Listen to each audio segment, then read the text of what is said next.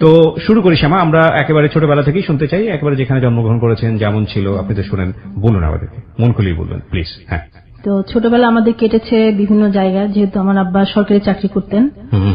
চিটংয়ে ছিলাম, ঢাকাতে ছিলাম, বিভিন্ন জায়গায় ছিলাম। তো চিটংয়ের কথা বলি, তখন আমরা ছোট ছিলাম, আমরা বিভিন্ন জায়গায় বিকেলে বের হতাম, সব বান্ধবীরা মিলে ঘুরতাম, পাহাড়ে চড়তাম, আবার পাহাড় থেকে নেমে আসতাম, পাহাড়ে বসে দূরে সেই দৃশ্য দেখতাম। চট্টগ্রামের।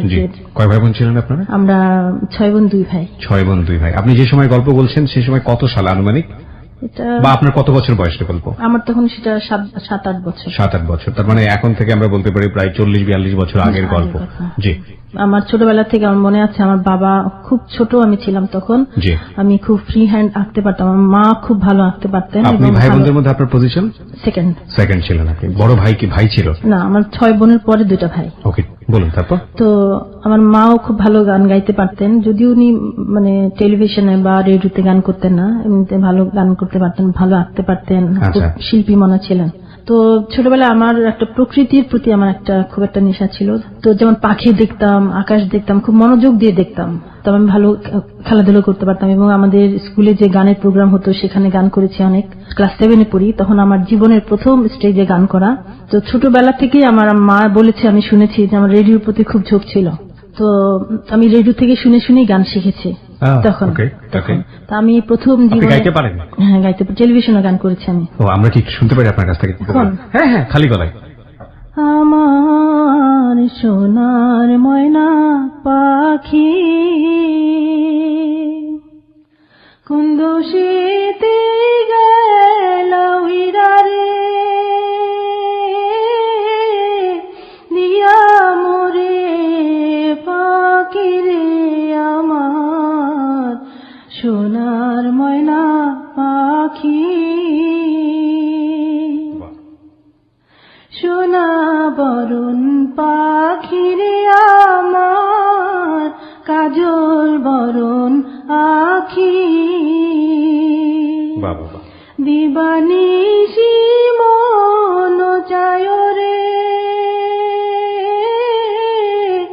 বাঁধা তোরে রাখি রে আমার সোনার ময়না পাখি। বাহ বাহ, চমৎকার চমৎকার, ভেরি গুড। আমরা সময় পেলে আপনার কাছ থেকে গান শুনবো। তো শুনি, আপনি গান শিখছিলেন সেই সময় রেডিও টেলিভিশন থেকে শুনে শুনে? হ্যাঁ, শিখছিলাম। মানে তখন আমার, এখন তো গলায় এরকম, তখন আমি কিন্তু কোথাও শিখি নাই। হ্যাঁ, আমার বাবা মা খুবই অন্যরকম ছিলেন, যে বাইরে গান করা এগুলো খুব একটা পছন্দ করতাম না, তবে স্কুলে যে প্রোগ্রাম করতাম এগুলোতে ওনাদের সায় ছিল। তারপরে প্রথমে আমি একজন টিচার আমাকে বললেন যে ও তো গান গাইতে পারে, তুমি একটা গান করো। তখন আমি একটা গান শোনালাম, শোনানোর পরে তখন উনি আমাকে স্টেজে চান্স দিলেন। ম্যাডাম, টিফিনে ছুটি হয়ে যেত, তখন আমরা সবাই হল রুমে চলে যেতাম, বাচ্চারা সবাই, তখন ওখানে রিহার্সাল হতো আর কি। মাইক্রোফোন সামনে দাঁড়িয়ে গান গাইতাম, আর ভিতরে থাকতো মিউজিক, হারমোনিয়াম যেটা থাকতো সেটা। তো আমি একদিন এরকম গান করছি, আমাদের রিহার্সাল চলছে, তো আমাদের টিচার এদিকে বসে আছেন এক পাশে। তো আমি যখন গানটা গাই, তোমরা ভুলে গেছো মল্লিকা দির নাম, তখন আমি গান গাওয়ার ভিতরেই সামনে ফ্রন্টে দেখছিলাম যে আমাদের ইংলিশ টিচার ছিলেন একজন হিন্দু, ওনার নাম হলো বিমল চক্রবর্তী। ওকে। ওই স্যার দেখছি কি এদিকে ওদিকে তাকাচ্ছে, তো আমি একটু মানে কেমন একটু ভয় পেয়ে গেলাম যে গানের কোনো সমস্যা হচ্ছে কিনা। গানটা আমার শেষ হওয়ার সাথে সাথে উনি বললে এক্সেলেন্ট এক্সেলেন্ট, চিৎকার করে বলে উঠলো। তো এটা আমার একটা জীবনের একটা এটা হলো আমার ছোটবেলার, একেবারে ছোটবেলার গল্প। তখন আমরা একটু বড় হই, তখন আমার বাবা আবার সরকারি চাকরি নিয়ে মালয়েশিয়া যান। তখন আমরা 2 বোন আমাদের নানার বাড়িতে ছিলাম। পরে আমি যাই আবার, 2 বোনকে রেখে বাকি পরিবার নিয়ে চলে যায়। হ্যাঁ, ছোটগুলোকে নিয়ে চলে গেছে ওনারা। আমাকে আবার 1 বছর পরে আমার বাবা নিয়ে যায় ওখানে। এটা কোন ক্লাসে পড়া অবস্থায়? তখন আমি ক্লাস 9-এ পড়ি। ক্লাস 9-10 পড়ি। তখন আমরা ওখানে পড়াশোনা করি, স্কুলে ভর্তি হই। তখন আমি ক্লাস 10-এ পড়ি। তখন আমি অবশ্য কারোর সাথে কখনোই মানে এই যে প্রেম করা, তারপরে ইয়ে করা, আমি কেমন জানি একটা ভয় পেতাম আর কি। ছেলেদের চোখের দিকে তাকালে আমার কেমন জানি একটু লাগতো, লজ্জা, মানে একটু অন্যরকম ছিলাম আর কি, তাকাতেই পারতাম না, আনইজি লাগতো। তো যখন মালয়েশিয়া চলে যায় বাবা মা, তখন আমরা ছিলাম ওখানে, খুব ভালো একটা পরিবেশ ছিল, বলবো কি বলতেই হয় না, বললেই না। আমার 3টা নানার বাড়ি পাশাপাশি ছিল।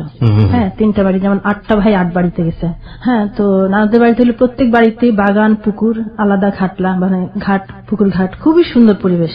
আমার জীবনের যে মালয়েশিয়ার যে জীবনটা সেটাও খুব ভালো লেগেছে এবং নানার বাড়ির জীবনটা খুবই আমার ভালো লেগেছে এবং জীবন মানুষকে যে পাল্টে দেয়, প্রত্যেকটা মানুষেরই ছোটবেলার একটা গল্প থাকে ভালো লাগার। তখন আমার মনে আছে যে আমাদের রাস্তা থেকে যে বাড়িতে ঢুকতাম, নানা বাড়িতে ঢুকতাম, তার পাশে ছিল যে খেজুর গাছ, ছোট ছোট এরকম বেঁকা হয়ে হয়ে খেজুর গাছ, মাটির পাতিল বসিয়ে দিয়ে যেত, তখন আমরা পাটখড়ি ঢুকাই আমরা রস খেতাম। ওই রসটা যে কিরকম ছিল, একটু লাল লাল ধরনের ছিল যখন তাজার যে রসটা, আমরা সেটা মানে ভুলতে পারি না। হ্যাঁ, নানাদের বাড়ির পরিবেশটা আবার খুব ভালো ছিল, সবাই খুবই শিক্ষিত ছিলেন। সবসময় শীতে বা গ্রীষ্মে যখন ছুটি পেত ডিসেম্বরের দিকে সবাই চলে আসতো গাড়ি নিয়ে, সবাই একসাথে হয়ে, আবার নদীর পাড়ে ছিল বাড়িটা। হ্যাঁ, তো তখন ওই নদীর পাড়ে সবাই পিকনিক করতো, সবাই একসাথে হয়ে পিকনিক করতো। বিউটিফুল। রাতে ওই নারকেল, তারপরে চাল, তাজা রসটা দিয়ে একটা পায়েস রান্না করা হতো। মানে ওই সময়টাতে পুরো ফ্যামিলি মালয়েশিয়াতে, কিন্তু আপনি আপনার নানুর বাড়িতে। হ্যাঁ হ্যাঁ, তো পায়েস রান্না করা হতো আর কি। তো মামারা, তারপর খালারা যারা আছে, খুবই ভালো লাগতো। আবার আমরা গোল্লা ছুট খেলতাম, ধান কাটার পরে আশেপাশে যে জায়গাগুলো ছিল ওগুলো তো খালি, আমরা চাঁদের আলোতে গোল্লা ছুট খেলতাম আর কি। বাহ, এগুলো আসলে যে মানে গ্রামে থাকেনি সে আসলে বুঝতে পারবে না যে এই মজাটা আসলে কি। হ্যাঁ, মজাটা কি। তারপর আত্তিপাতি খেলতাম আমাদের সাথে। হ্যাঁ, আত্তিপাতি মানে অমুক গাছের পাতা টানতে হবে। ও আচ্ছা আচ্ছা, এটা আমি কখনো খেলি নাই। হ্যাঁ, আত্তিপাতি ছিল সেই খেলাটা। তো ওখানে আমাদের যে পরিবেশ ছিল, স্কুল যে আমরা গার্লস হাই স্কুলে পড়েছি, এটা খুবই ভালো এবং খুবই পরিবেশ সুন্দর। আমরা নদী পাড়ে যেতাম, আমার একটা বান্ধবী ছিল শিখা, ও খুব ভালো গাইতে পারতো, ওর বোন ছিল ও খুব ভালো নাচতে পারতো। এরা কিন্তু মানে কখনো নাচ গান শিখে নাই। তো আমরা বিভিন্ন খেলাঘর আসলে সম্মেলন করেছি, বিভিন্ন জায়গায় গিয়েছে অনুষ্ঠান করার জন্য। তো এভাবেই সময় কেটে যাচ্ছিল। তো কোন এক সময়, যেহেতু আমি তো বললাম যে আমি কখনো আসলে প্রেম করি নাই, কেমন জানি একটা ইয়ে ছিল যে পছন্দ ছিলাম। হ্যাঁ হ্যাঁ, তখন আনন্দেই কেটে যাচ্ছিল। তো একটা আমার কোন খালার বাসা না কোন মামার বাসা আমার খেয়াল নেই সেটা, তো একটা ম্যাগাজিন পেলাম, তখন সেখানে ওই যে ব্যক্তিগত বিজ্ঞাপন ছিল। আচ্ছা। হ্যাঁ, ওখানে লেখা ছিল, অনেক অ্যাড্রেস দেওয়া থাকতো যে ফ্রেন্ডশিপ করার জন্য, পেন ফ্রেন্ডশিপ। আচ্ছা। তো ওখান থেকে একটা বেছে আমি একটা অ্যাড্রেস নিলাম। আমার ছেলে নিশ্চয়ই। ছেলে। ওকে, কি ছিল ওই সময়টাতে? সে পড়াশোনা করছে। পড়াশোনা করছিল? কিসে পড়াশোনা করছিল? ও মেডিকেল কলেজে 4th ইয়ারে পড়তো তখন। মেডিকেল কলেজে 4th ইয়ারে পড়ছিল? বাহ, তারও সময় দেখে আমরা অবাক হচ্ছি, সেও ব্যক্তিগত বিজ্ঞাপন দিয়েছে। যাই হোক, হ্যাঁ বলেন। তারপর আমি ওই নামটা বেছে নিই, নেওয়ার পরে তখন বেছে নেওয়ার পরে আমি চিঠি লিখে যে আমি আপনার সাথে ফ্রেন্ডশিপ করতে ইচ্ছুক। মানে এটা কি আপনি আসলে ওই মেডিকেল কলেজে 4th ইয়ারে পড়ছে এটাই আপনাকে বেশি অ্যাট্রাক্ট করে? না, এটা না, মানে লেখাটা খুব সুন্দর ছিল, লেখাটা পছন্দ হয়েছে। কি লেখা ছিল মনে আছে? সুন্দর মনে একটা মানুষ খুঁজছে ফ্রেন্ডশিপ করার জন্য। ওকে ওকে, যেহেতু আমিও সুন্দর একটা ভালো একটা মানুষ খুঁজছি। পেন ফ্রেন্ডশিপ সম্পর্কে বিশেষ করে অনেক ইয়াং ছেলেরাই বা মেয়েরাই বুঝতে পারবে না আসলে পেন ফ্রেন্ডশিপ ব্যাপারটা আসলে কি। একটা সময় ছিল যখন একটা ম্যাগাজিনই বের হতো, একটা নাই বলবো বেশ কয়েকটা ম্যাগাজিন বের হতো, যে ম্যাগাজিনগুলোতে ব্যক্তিগত বিজ্ঞাপন দেওয়া যেত, ওখানে নিজের ঠিকানা দেওয়া যেত, নিজের সম্পর্কে বলা যেত, ওই ঠিকানায় অনেকেই দেখা যেত তারা চিঠি লিখত। ইউনিভার্সিটিতে আমি যখন ফার্স্ট ইয়ারে পড়ি তখন ওই বিষয়টা ছিল, আমি দেখেছি অনেক বড় ভাইরা এই কাজটা করতো। নীলক্ষেত এবং নিউ মার্কেটে আমি দেখেছি যে বইগুলো বিক্রি হয়, ম্যাগাজিন বিক্রি হয়, পেন ফ্রেন্ডশিপ করার জন্য আলাদা মানে ঠিকানা দিয়ে একটা ম্যাগাজিন বের হতো এবং অনেকেই সেটা ব্যবহার করতো। Very interesting. ওকে, তো সেই পেন ফ্রেন্ডশিপ আমলের গল্প করছেন আপনি, ঠিক আছে বলুন। তারপর আমি লিখলাম, আমার লেখা লিখলাম যে আপনার সাথে আমি পেন ফ্রেন্ডশিপ করতে ইচ্ছুক। তো আপনার লেখাটা আমার ভালো লেগেছে। পরে আমি তো অপেক্ষা করছি চিঠিটার জন্য, সত্যি হ্যাঁ অপেক্ষা করছি এবং অনেক আগ্রহ নিয়ে যে এটা আমার এটা পছন্দ করবে কিনা বা আমার আদৌ গ্রহণ করবে কিনা। হয়তো অনেকে চিঠি গিয়েছে সেখানে, তাই না? এত চিঠির মাঝে আমার চিঠিটা, আমি খুব একটা টেনশনও ছিলাম তখন। তো কয়েকদিন পরে দেখলাম যে একটা চিঠি আসলো। তো আমাদের ডাকঘরটা ছিল আবার স্কুলের সাথে, তো আমি আবার ওখানে আবার গিয়ে বলতাম, মাঝে মাঝে খোঁজ নিতাম, চিঠির জন্য খোঁজ নিতাম। তো আপনি কি আপনার সম্পর্কে বলেছিলেন যে আপনি ক্লাস 10 এ পড়েন বা কোন স্কুলে পড়েন, কি অবস্থা? না, এখনো বলিনি। তখনও বলেননি? তখন আমি খোঁজ নিয়ে দেখলাম যে না, একটা চিঠি এসেছে আমার নামে। তো চিঠিটা আমার দেখেই প্রথমে এত ভালো লেগেছে, মানে লেখাগুলো এত সুন্দর এবং নীল একটা খাম, যে চারিদিকে ডিজাইন করা বর্ডার দেয়া, হ্যাঁ বিয়ারিং খাম যেটাকে বলতাম আমরা, বর্ডার দিয়ে, এবং ভিতরে স্কাই কালারের একটা প্যাড পাতলা, এটার ভিতরে খুব সুন্দর ছোট ছোট করে লেখাগুলো মনে পড়ছে না, তবে সেটা আমি ভাবছি আমার চোখের সামনে চলে এসেছে। খুবই ভালো লাগছে আমার সেই মুহূর্তটার কথা ভেবে, যে না চিঠিগুলো আমি এখনো, মানে আমার সেই চিঠিগুলো এখনো ভুলতে পারিনি। যে চিঠিগুলোর লেখা, প্রথম চিঠি পেলেন আপনি? হ্যাঁ, কি লেখা ছিল ওখানে? ওখানে ছিল যে শুভেচ্ছা নেবেন, হ্যাঁ আপনার সাথে আমি ফ্রেন্ডশিপ করতে ইচ্ছুক এবং আপনার লেখা ভালো লেগেছে। তো এটাই, এই ফর্মালিটিস যেটা থাকে। ওকে, তো এরপরে তো আমি এটা চিঠি দিলাম, চিঠি দেওয়ার পরে আমি একটা ছবি দিয়ে দিলাম। তখন আপনার নিজের ছবি? হ্যাঁ, ছবি চেয়েছিল আপনার কাছ থেকে? না, ছবি চাইনি, আমি নিজে থেকে দিলাম, একটা ব্ল্যাক এন্ড হোয়াইট একটা ছবি দিলাম। তখন শাড়ি পরা ছিল আমার। ব্ল্যাক এন্ড হোয়াইট এর আমল, বুঝেন? ছবিটা দেখে ওর খুব পছন্দ হয়েছে, বলছে না তুমি তো সুন্দর। তো এভাবে চিঠি আদান প্রদান হতে লাগলো এবং যে লেখাগুলো এগুলো তো আমি পড়তাম। আমার যে একটা অনুভূতি ছিল যে আমি যাকে মানে খুঁজেছি, মনে মনে যাকে খুঁজছি, মানে আমার মনে হয় যে তাকে আমি পেয়েছি। আপনি তো একটা আপনার ছবি দিলেন, ওই সময়টা থেকে উনি ওনার একটা ছবি দিল রিপ্লাই, নাকি ছবি দেয়নি? না, ছবি দেয়নি। মানে ছবি দিয়েছেন, মানে আপনি তো তাহলে আপনার সম্পর্কে ইন ডিটেল বলেই দিলেন যে আপনি আসলে দেখতে কেমন, কোথায় পড়াশোনা করছেন, বয়স কত, ছবি দেখে তো ধারণা করতে পারছিল। ওকে, হ্যাঁ বলেছি আমি যেমন কি পড়াশোনা করছে, ও জিজ্ঞেস করেছে, তো আমার পরিচয় সবই বললাম, আমি ছবি দিলাম। তারপরে চিঠি আদান প্রদান হতে লাগলো। এর মধ্যে আমি মানে ওকে সবসময় ভাবতাম যে আসলে ও দেখতে কেমন, তো যে মানুষটা এত ভালো, যার কথা এত সুন্দর, তারপরে ও নিজের থেকে একটা ছবি পাঠালো আমাকে। তো চেহারাটা সবকিছুই আসলে ভালো লাগার মধ্যে চেহারার কোনো কিছু থাকে না আমার মনে হয় আর কি। কথা বলা, চলন, তারপর সবকিছু মিলায় একটা মানুষ সুন্দর। শুধু একটা বিষয় না, কমপ্লিট একটা প্যাকেজ। ওকে, সবকিছু মিলিয়ে একটা মানুষ সুন্দর, আমি এটা বলবো। তো ওর লেখাগুলো পড়তে পড়তে আমার মনে হয়েছে না, ও অনেক ভালো মানুষ এবং আমি যাকে খুঁজি এটাই সেই মানুষ। ওকে, সামহাও আপনি ইনফ্লুয়েন্স অনেক বেশি। ওকে, তখন পর্যন্ত আপনাদের ভিতর তো প্রেম ভালোবাসার কথাবার্তা হয়নি? তারপরে তখন আমি আবার কি করতাম, আমি আবার আঁকতে পারতাম ভালো। চিঠির মধ্যে হালকা একটু স্কাই কালার দিয়ে চিঠিটার খামটা কি করে একটা চাঁদ দিতাম, চাঁদটা থাকতো সাদা, এর মধ্যে একটু গাছ টাছ থাকতো, পাতা ঝরা গাছ থাকতো এবং একটা ছোট নিচে একটা কুড়ে ঘর, একটু কলা পাতা, এরকম আবছা একটা, মানে যেন যে সন্ধ্যাবেলা একটা আবছা একটা বাড়ি বা গাছ, চাঁদের আলো, নিজে নিজে আঁকতাম। তারপরে ওইটাতে চিঠি লিখতাম। চিন্তা করুন চিঠির আমল কতটা রোমান্টিক ছিল। একটা চিঠির জন্য কত প্রিপারেশন, এবং চিঠিটা পাঠানোর পরে টেনশনে থাকা, চিঠিটা ঠিক মতো গেল কিনা, এবং তারপরে চিঠি পাওয়ার পরে কি ভাববে, তারপরে কখন লিখবে, এবং তারপরে সেই চিঠিটা আসবে, আসার পরে খুলে সেটা রিপ্লাই পড়া, মানে এত বেশি লেন্দি কিন্তু এত বেশি ইনফ্লুয়েন্সিয়াল এবং এত বেশি ইমোশনাল ফিলিংস এর ব্যাপার ছিল। চিঠির আমলটা আসলে খুব বেশি দিন দূর হয়নি, আমাদের কাছ থেকে চলে গেছে। আমরা বলতে পারি যে আমার বাবা আমার কাছে চিঠি লিখতো, সেটা না আজ থেকে 12-13-14 বছর আগের ঘটনা যে আমাদের কাছ থেকে চিঠি চলে গেছে। আমার মার চিঠি, আমার বাবার চিঠি এখনো আমার কাছে ওইভাবে একদম যত্ন করে রাখা আছে। চিঠির আমলটা আসলেই অনেক বেশি সুন্দর ছিল। জি বলুন। তারপরে তো আমাকে বলতো যে তুমি আমার মানুষই, মানে এর মধ্যে আমাদের মন দেয়া নেয়া হয়ে গেছে যে ওর লেখা। এবং প্রস্তাবটা কি আগে করলো? ওই আগে করলো? আচ্ছা, কি বলেছিল? তোমাকে খুব ভালো লেগেছে, তুমি আমার মানুষই, তোমাকে ছাড়া আমি কাউকে বিয়ে করবো না, মানে এই ধরনেরই একটা ব্যাপার ছিল কি?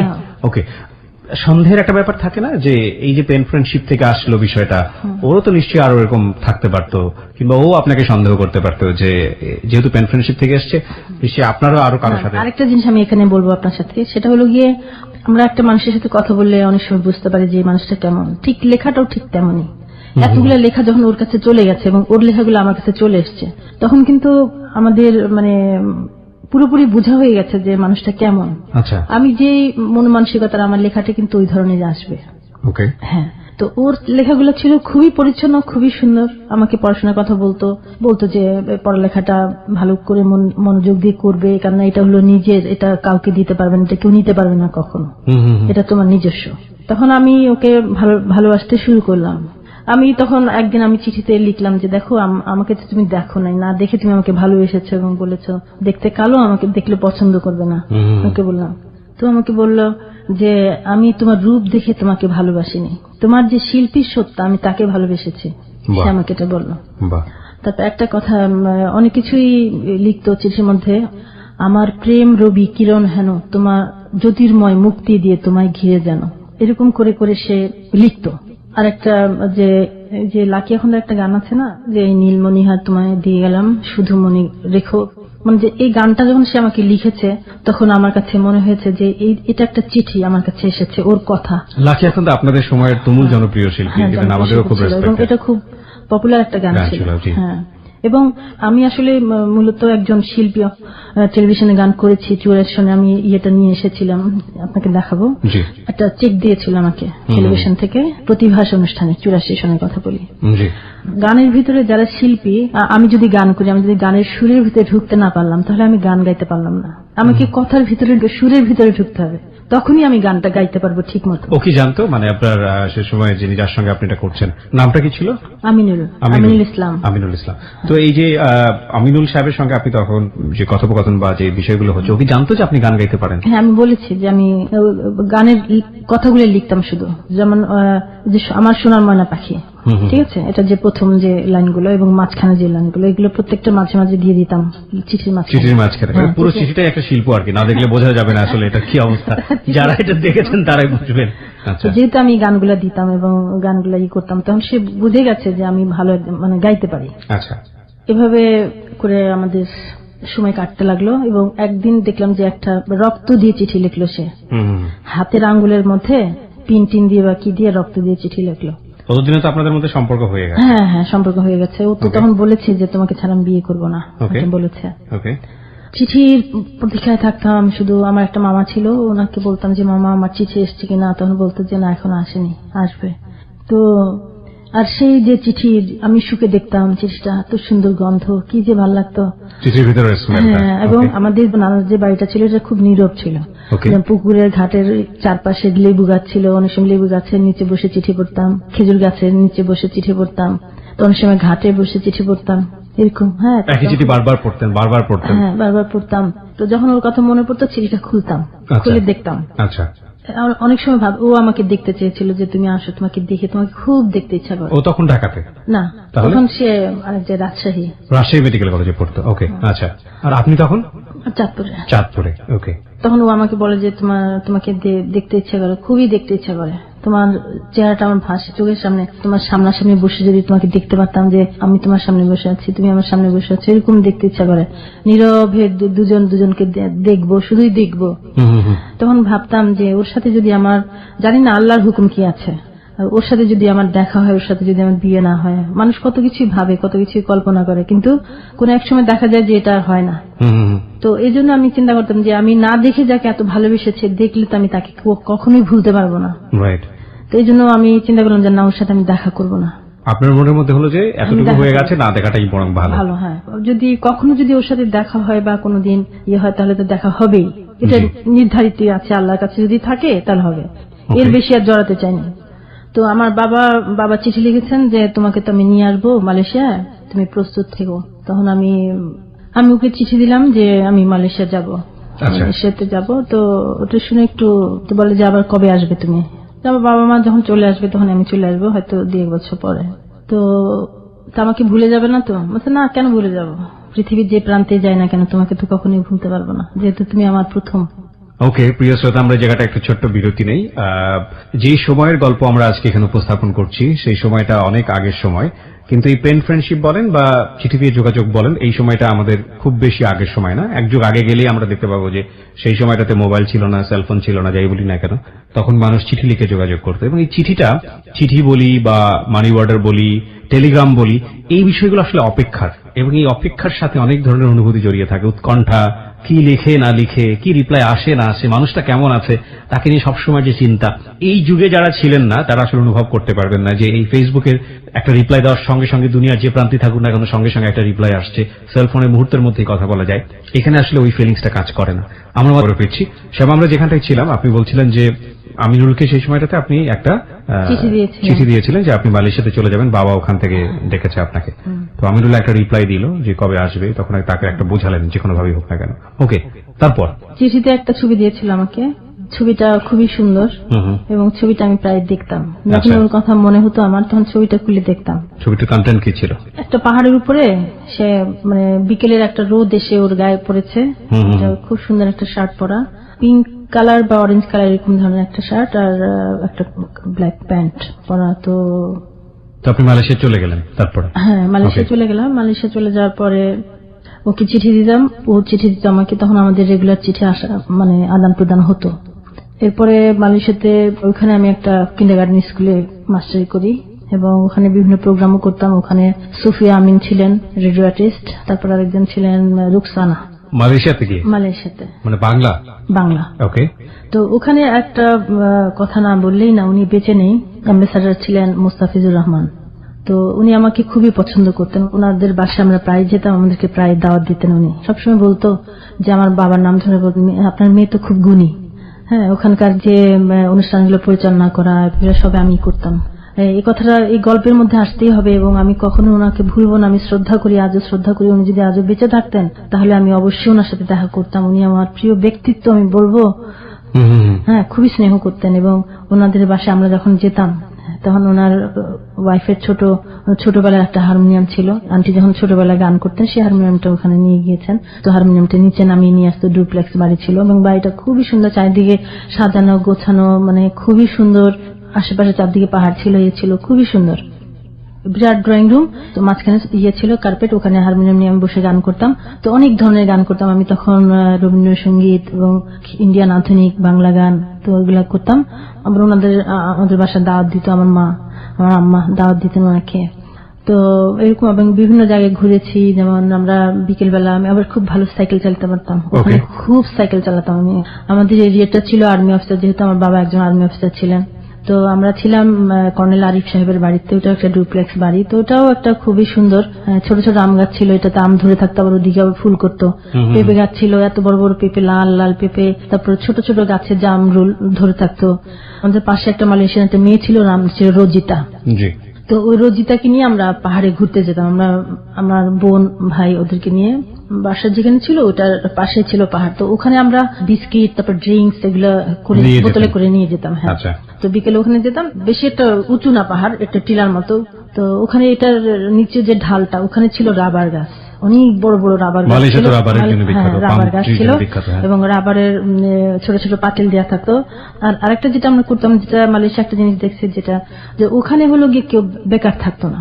ইয়াং ছেলেদেরকে দেখতাম যে বিভিন্ন রকমের পিঠা বা এটা সেটা তারা রাস্তার ধারে বিক্রি করছে। মানে কেউ, আমরা যেমন অবসর বসে থাকি বা আমরা ছেলেদেরকে এরকম দেখতাম না, খুবই পরিচ্ছন্ন ছিল। আরেকটা ওই দেশের একটা নিয়ম, আমরা তখন যেখানে ছিলাম একটা নিয়ম ছিল কি, চাইনিজ ছিল, মালয়েশিয়ান আর হলো তামিল। তো এখানে ওদের একটা দেশের একটা নিয়ম ছিল যে মালয়েশিয়ানের সাথে চাইনিজ বা তামিল বিয়ে হতে পারবে না, এটা সরকারিভাবে আইন করা ছিল। তো এটা তারা আবার খুব, ওই দেশের মানুষ খুব মেনে চলতো আর কি। হ্যাঁ, যে ওদের দেশের সাথে মালয়েশিয়ান মানুষের সাথে যেন অন্য জাত যেন মিশতে না পারে। চাকরি বাকরি করতো চাইনিজরা, বিল্ডিং করা বা খুব কাজ এগুলো চাইনিজরা করতো, মালয়েশিয়ানদেরকে দেখিনি করতে কখনো। আচ্ছা, ওইখানে যে কিন্ডারগার্টেন স্কুলে যে মিস্টার ছিলাম, ওইখানে চাইনিজ বাচ্চারা, বিভিন্ন দেশের বাচ্চারা এসে পড়াশোনা করতো। এবং একটা জিনিস আমি লক্ষ্য করেছি যে মানে ওই দেশে যে টিচারদেরকে যে কতটুকু সম্মান দেয় এবং তো ওখানে ক্লাসরুমে সবকিছু ছিল, খালি হাতে আসতো, খালি হাতে যেত, আমরা বাচ্চাদেরকে রিসিভ করতাম। এবং আমাদের যে প্রিন্সিপাল ছিলেন চাইনিজ, উনি ঝাড়ু দিত, আয়া বুয়া ছিল না, সব টিচার আর প্রিন্সিপাল মিলে করতে হতো। বাচ্চাদেরকে গাড়িতে উঠে দেওয়া, গাড়ি থেকে রিসিভ করা, এগুলো সব টিচারদের দায়িত্ব ছিল। ওনারা চাইনিজ, ওনারা ভাবছে কি আমরা তামিল, একটু কালো ছিলাম না, ভাবতো যে তামিল। তো ওনাদের যে আচার ব্যবহার খুবই ভদ্র এবং অনেক কিছু আছে শেখার বাইরে গেলে। আরেকটা যে রিজাল্ট ছেলের কথা বলি, তো রিজাল্ট ছেলেটাকে আমি কোনোভাবেই কন্ট্রোল করতে পারতাম না। আমার ক্লাসরুমের সাথে ছিল প্রিন্সিপালের রুম। আমি হয়তো অন্য বাচ্চাকে দেখাচ্ছি, পড়াচ্ছি, এমন সময় সে হয়তো দরজা ফাঁক করে খুলে চলে গেল, প্রিন্সিপালের টেবিল ধরে দাঁড়িয়ে রইল। তো একদম মাথার মধ্যে একটু এরকম করেছি আর কি, হালকা ভাবে একটু চেপেছি। এটা মানে কিছু তো করি নাই, কিছু তো বলি না ওকে। তখন ছেলেটা একটু অপছন্দ করলো এবং ওর বাবা মাকে বললো। তখন প্রিন্সিপাল আমাকে বুঝিয়ে বললো যে না, এরকম করা যাবে না, কোনো কিছু বলা যাবে না, বাচ্চাকে বুঝিয়ে বলতে হবে। তারপরে ওখানে তো ভালোই দিন কাটতে লাগলো। মালয়েশিয়া যখন যাই, ওর সাথে রেগুলার আমার চিঠি আদান প্রদান হতো, সবসময় চিঠি আদান প্রদান হতো। তো এই চিঠিটা কোথা থেকে আসতো? যেহেতু রেগুলার আসতো, ফ্যামিলি কি জানতো না? আপনার ফ্যামিলি? হ্যাঁ, ফ্যামিলি জানতো। ফ্যামিলি জানতো, মামারা জানতো, সবাই বলতো যে খুব ভালো ছেলে, উনি চিঠি পড়েছে। আমার মামা চিঠি পড়লো, মানে কিভাবে পড়লো? আমি বলে কি, আমি চিঠি দিয়েছি এবং নানু পড়তো, মানে পড়তো সবাই। মানে আপনার চিঠি গণহারে সবাই পড়তো? সবাই পড়তো, মানে খুব সুন্দর লিখতো, মানে এমন কোন কেউ জানতো যে ওর চিঠি ফ্যামিলি সবাই পড়ে? মানে ওর লেখাটা এমন ছিল যে কোনো কিছু আপনিও পড়তে পারবেন, এত সুন্দর করে লেখা ছিল। ওকে, তো এই যে আপনি ফ্যামিলির লোকজনকে চিঠি দিয়ে বেড়াচ্ছেন, কিন্তু এটা কি মানে আপনার ইচ্ছাই হয়েছিল নাকি তারা ধরে ফেললো হঠাৎ করে? ধরে তো ফেলবে, চিঠিগুলো আসে এবং আমার কাছে আসে কে, ওনারা আমার অভিভাবক হিসেবে তো ওনাদের জানার অধিকার আছে। তখন তো আমাকে চিঠি দেখাতে বাধ্য হতে হলো। তখন আমি চিঠি দেখালাম, চিঠি দেখানোর পরে বলতে না, ছেলেটা খুবই ভালো, তুমি যোগাযোগ রাখো। ওকে, আপনার ফ্যামিলি থেকে একটা পজিটিভ সাইড? হ্যাঁ, পজিটিভ একটা সাইড ছিল।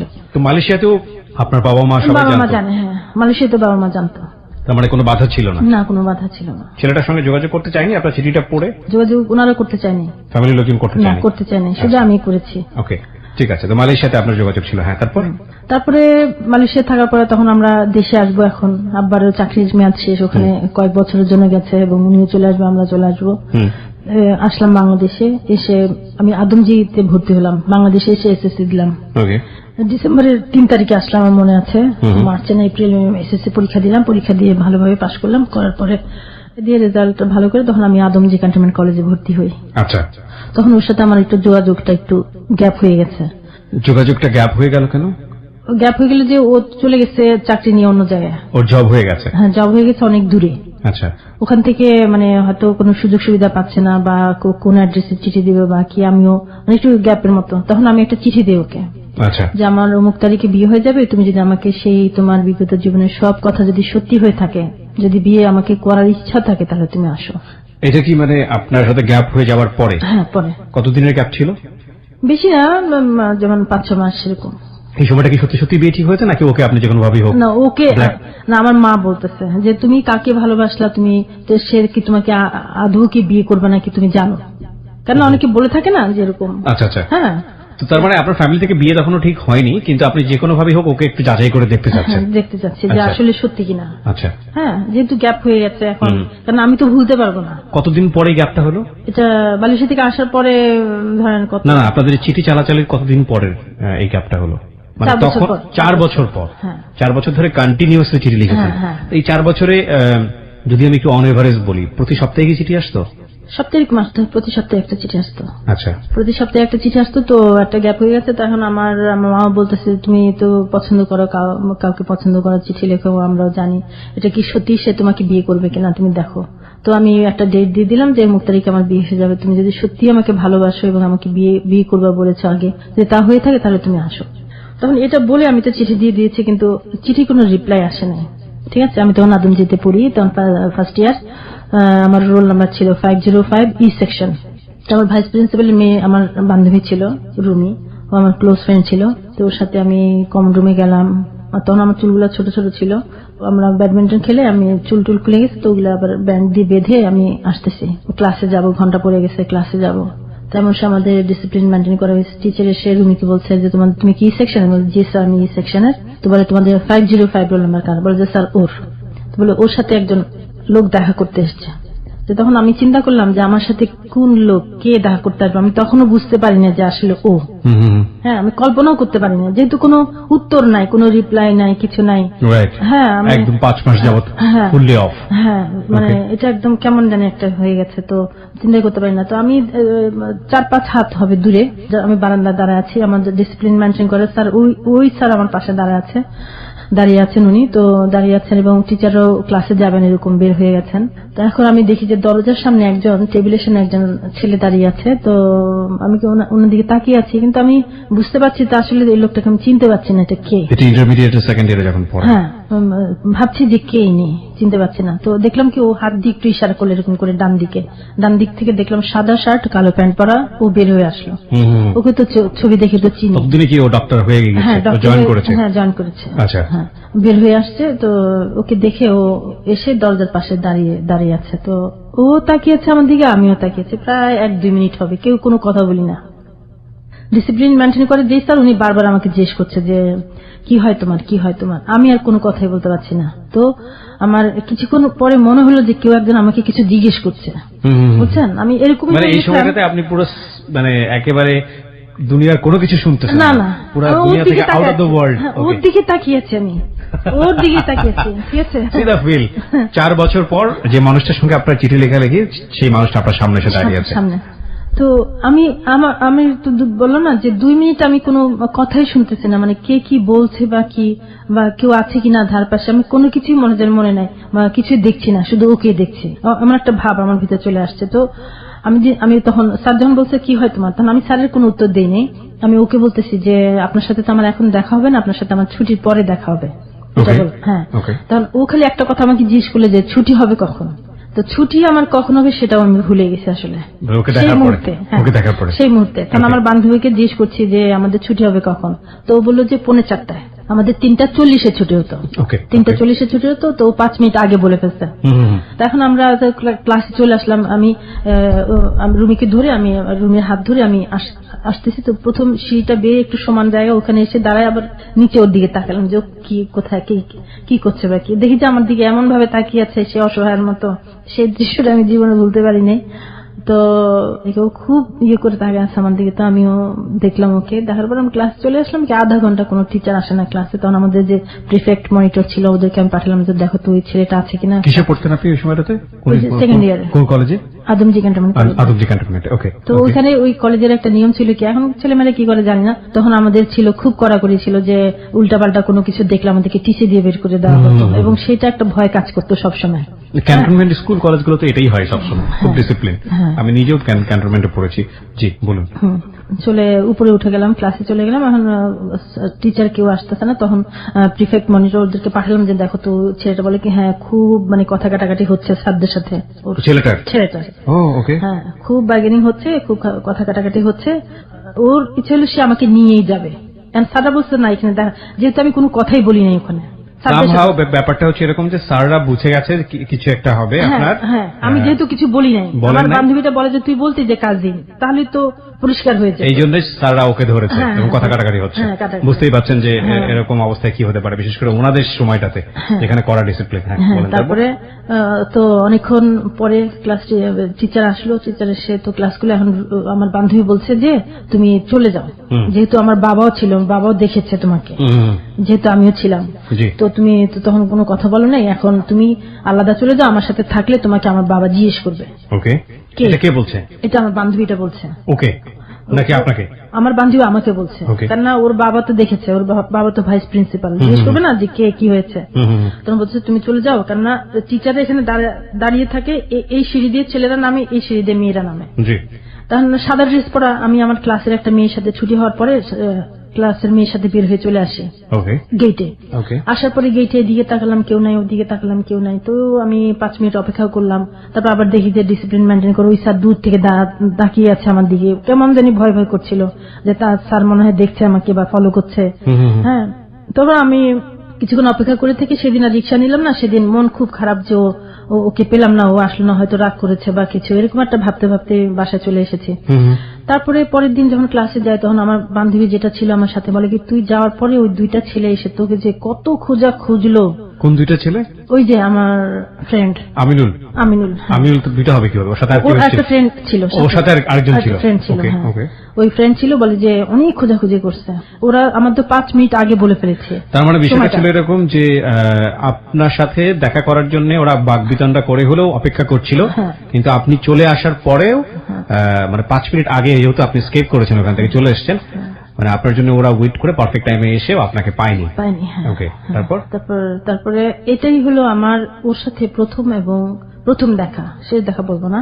তো চিন্তা করে দেখেন 4 বছর পরে একটা মানুষের সঙ্গে দেখা হলো এবং কতটা মানে অনাকাঙ্ক্ষিত একটা বিষয় ঘটলো। এরপরে আমি খুব কান্নাকাটি করেছি। এরপরে একটা চিঠি দিয়েছি আমি, যে একটা ফোন নাম্বার দিয়েছি, আমার একটা বান্ধবীর ফোন নাম্বার দিয়েছি এবং চিঠি দিয়েছি যে তুমি আমার এই ঠিকানা একটা ফোন দাও বা মানে ওইটার আর কোনো উত্তর পাইনি আমি কখনো। মানে ও প্রচন্ড অভিমান করেছে। হ্যাঁ, মানে ও পাই নাই চিঠিটা পাই। ওকে, কারণ ও ওখান থেকে যেখানে চাকরি করতো সেখানে চলে গিয়েছে আর কি। আচ্ছা, চিঠিটা যেখানে দিয়েছে ওর তো ওই অ্যাড্রেসে যায়নি, এটা তো হোস্টেলের অ্যাড্রেসে গেছে। তো ওখানে চলে যাওয়ার পরে তো আমার সবসময় মন খারাপ থাকতো, খুবই কান্নাকাটি করতাম আমি ওর জন্য, খুবই কান্নাকাটি করতাম এবং মন খুব খারাপ ছিল যে ও আসছে, এসে ফিরে চলে গেছে এবং কেমন একটা এটাই আমাকে সবসময় রিপ্লাই পাচ্ছিলেন না। তখন ব্যাপারটা কি দাঁড়ালো? আপনি আরো চিঠি লিখতেছিলেন কন্টিনিউয়াসলি? না, ওই চিঠিটা যখন উত্তর পাইনি তখন আমি ভেবেছি যে না, ওর হাতে গিয়ে পড়েনি। ওর হাতে যদি চিঠিটা পড়তো না, তা না হলে সে ফোন দিত বা একটা কিছু বলতো। সে ভেবে নিয়েছে যে আমার বিয়ে হয়ে গেছে বা বিয়ে হয়ে যাবে, আমি তাকে পছন্দ করি না, সেটাই ভেবে নিয়েছে। ও, ইটস ভেরি ইন্টারেস্টিং। মানে যেহেতু আপনার আগে চিঠিটা ছিল যে আপনার বিয়ে হয়ে যাচ্ছে, সে কারণে ও দেখা করতে এসেছিল, এবং যেহেতু আপনার চিঠিটা ও আর পায়নি, তার মানে এবং আপনার সঙ্গে দেখা হওয়ার ব্যাপারটাও ভালো ছিল না, সবকিছু মিলিয়ে ও ভেবে নিয়েছে যে আপনার বিয়ে হয়ে যাচ্ছে এবং আপনি ওকে পাত্তা দিচ্ছেন না বা যে কোনো কিছু। ওকে, ভেরি এটা ভেবে ইন্টারেস্টিং। নিয়েছে, এটা ও ভেবে নিয়েছে। ওকে, তা আমার গল্পটা ছিল অন্যরকম, যে আমার ভিতরে এটা ছিল যে আমি ওকে পাইনি বা এসে হ্যাঁ। আর আপনার দিক থেকে গল্পটা ছিল যে আপনার যেহেতু 5 মাসের গ্যাপ, আপনি ওকে একটু যাচাই করে দেখতে চাচ্ছিলেন। না না, আসলে যাচাই না, তাহলে? এটা সত্যি সত্যি ছিল, যাচাই ছিল না। কারণ আমি অপেক্ষা করতে পারছিলাম না, যে আমি ভয় পাচ্ছিলাম যে মানে এটা যে আমার জীবনের মানে শেষ হয়ে যাবে, এখানেই এন্ড হয়ে যাবে, এটা আমি চিন্তাই করতে পারি নাই। হয়তো আবার দেখা হবে বা এরকম একটা ভাবনা ছিল। আপনার বিষয়টা তো এরকম ছিল যে আপনার তো বিয়ে তখনও আসেনি, কিন্তু মা বিয়ের কথা বলতো। হ্যাঁ, তো সামহাউ আপনি যেভাবে ওকে বিয়ে করতে এসেছিল, আপনাকে বিয়ে করতে হ্যাঁ সে বিয়ে করতে এসেছিল আমাকে। Very interesting. মানে আমি বিষয়টা যতটুকু বুঝলাম, প্রিয় শ্রোতা, হয়তো আপনারাও বুঝেছেন, তারপর আমি একবার রিপিট করতে চাই, অনেকেই গুলিয়ে ফেলতে পারেন এই মুহূর্তে যারা যোগ দিয়েছেন। এই ভদ্রমহিলা 4 বছর ধরে একজন ভদ্রলোকের সঙ্গে ফ্রেন্ডশিপ করেছে, এবং হি ওয়াজ এ ডক্টর, এবং উনি তখন ইন্টারমিডিয়েটে পড়েন যখন 4 বছর হয়েছে ওনার ফ্রেন্ডশিপের বয়স। তো 4 বছর পরে একটা গ্যাপ হয়েছে ওনাদের যোগাযোগের 5 মাসের। তো সেই সময়টাতে উনি ওনাকে একটা চিঠি লিখেছেন আমিনুল সাহেবকে, যে আমার সঙ্গে তোমার দেখা করাটা জরুরি, কারণ আমার ফ্যামিলি থেকে চাপ দিচ্ছে, আমার বিয়ে ঠিক হয়ে যাবে। ওকে, আসলে বিষয়টা ওরকম ছিল না, কিন্তু তারপরেও ওনার দিক থেকে ব্যাপারটা কেমন সেটা দেখার জন্য উনি করেছেন। এই চিঠিটা পাওয়ার পরে আমিনুল সাহেব ওনার কলেজে এসছে, এবং কলেজে আসার পরে যেটা হয়েছে যে এক ধরনের মিসআন্ডারস্ট্যান্ডিং বা টাইম ম্যাচ হয়নি, যে কারণে এক নজর দেখা হয়েছে, কিন্তু শেষ পর্যন্ত ওনার সঙ্গে মিট করতে পারেনি। দুজনের মধ্যে কথোপকথনও তেমন একটা হয়নি। অদ্ভুত বিষয় হলো, এই ঘটনার পরে আমাদের যিনি গেস্ট আজকে শ্যামা, তার প্রচন্ড মন খারাপ হয়, এবং সে একটা চিঠি লিখেছিল আমিনুল সাহেবের কাছে, এবং সেই চিঠিটা আমিনুল সাহেবের হাতে পৌঁছায়নি। ওদিকে আমিনুল সাহেব মনে করেছে যেহেতু ভালো করে কথাবার্তা বলেনি বা দেখাতে আসলে সিচুয়েশনটা ওরকম অনুকূলে ছিল না, সেহেতু সে ধরেই নিয়েছে যে সে আসলে তাকে পছন্দ করেনি, এবং সে বিয়ে করে ফেলেছে, মানে শ্যামা বিয়ে করে ফেলেছে। বুঝুন অবস্থাটা কতটা জটিল এবং কতটা সিনেমাটিক হতে পারে। বলুন তারপরে কি হলো? তারপরে তো আমি যেহেতু কান্নাকাটি করতেন আপনি? হ্যাঁ, সবসময় কান্নাকাটি করতাম। ওকে দেখার পর থেকে আমি শুধু কান্নাকাটি করতাম, এবং আমি ওর কথা বলতে গেলে আমার এখনো চোখে পানি আসে। আসলে আমি অনেক সময় ওর কথা বলতে যাই তো আমার আসলে কান্না চলে আসে। প্লিজ আপনি একদম ফিল ফ্রি, মানে আপন মনে করে বলেন। কান্না চলে আসে আমার, কেন আমি ওই যে তাকিয়ে ছিল আমার দিকে, আমি মানে এটা ভুলতে পারিনি কোনদিন আর কি। ওইটা আমাকে সবসময় কষ্ট দিয়েছে। তারপরে আমার যেহেতু আমরা 6 বোন ছিলাম, আমি দ্বিতীয় ছিলাম, তো আমার বাবা আমাকে বিয়ে দেওয়ার জন্য খুব তোড়জোড় লাগিয়ে দিয়েছে। তো আমার বোনগুলাও, আমাদের পিঠাপিঠি সবগুলো বোন, তো একটা বিয়ে ফিরিয়ে দিয়েছি আমি। খুব ভালো, ওইটার সম্বন্ধ খুব ভালো ছিল।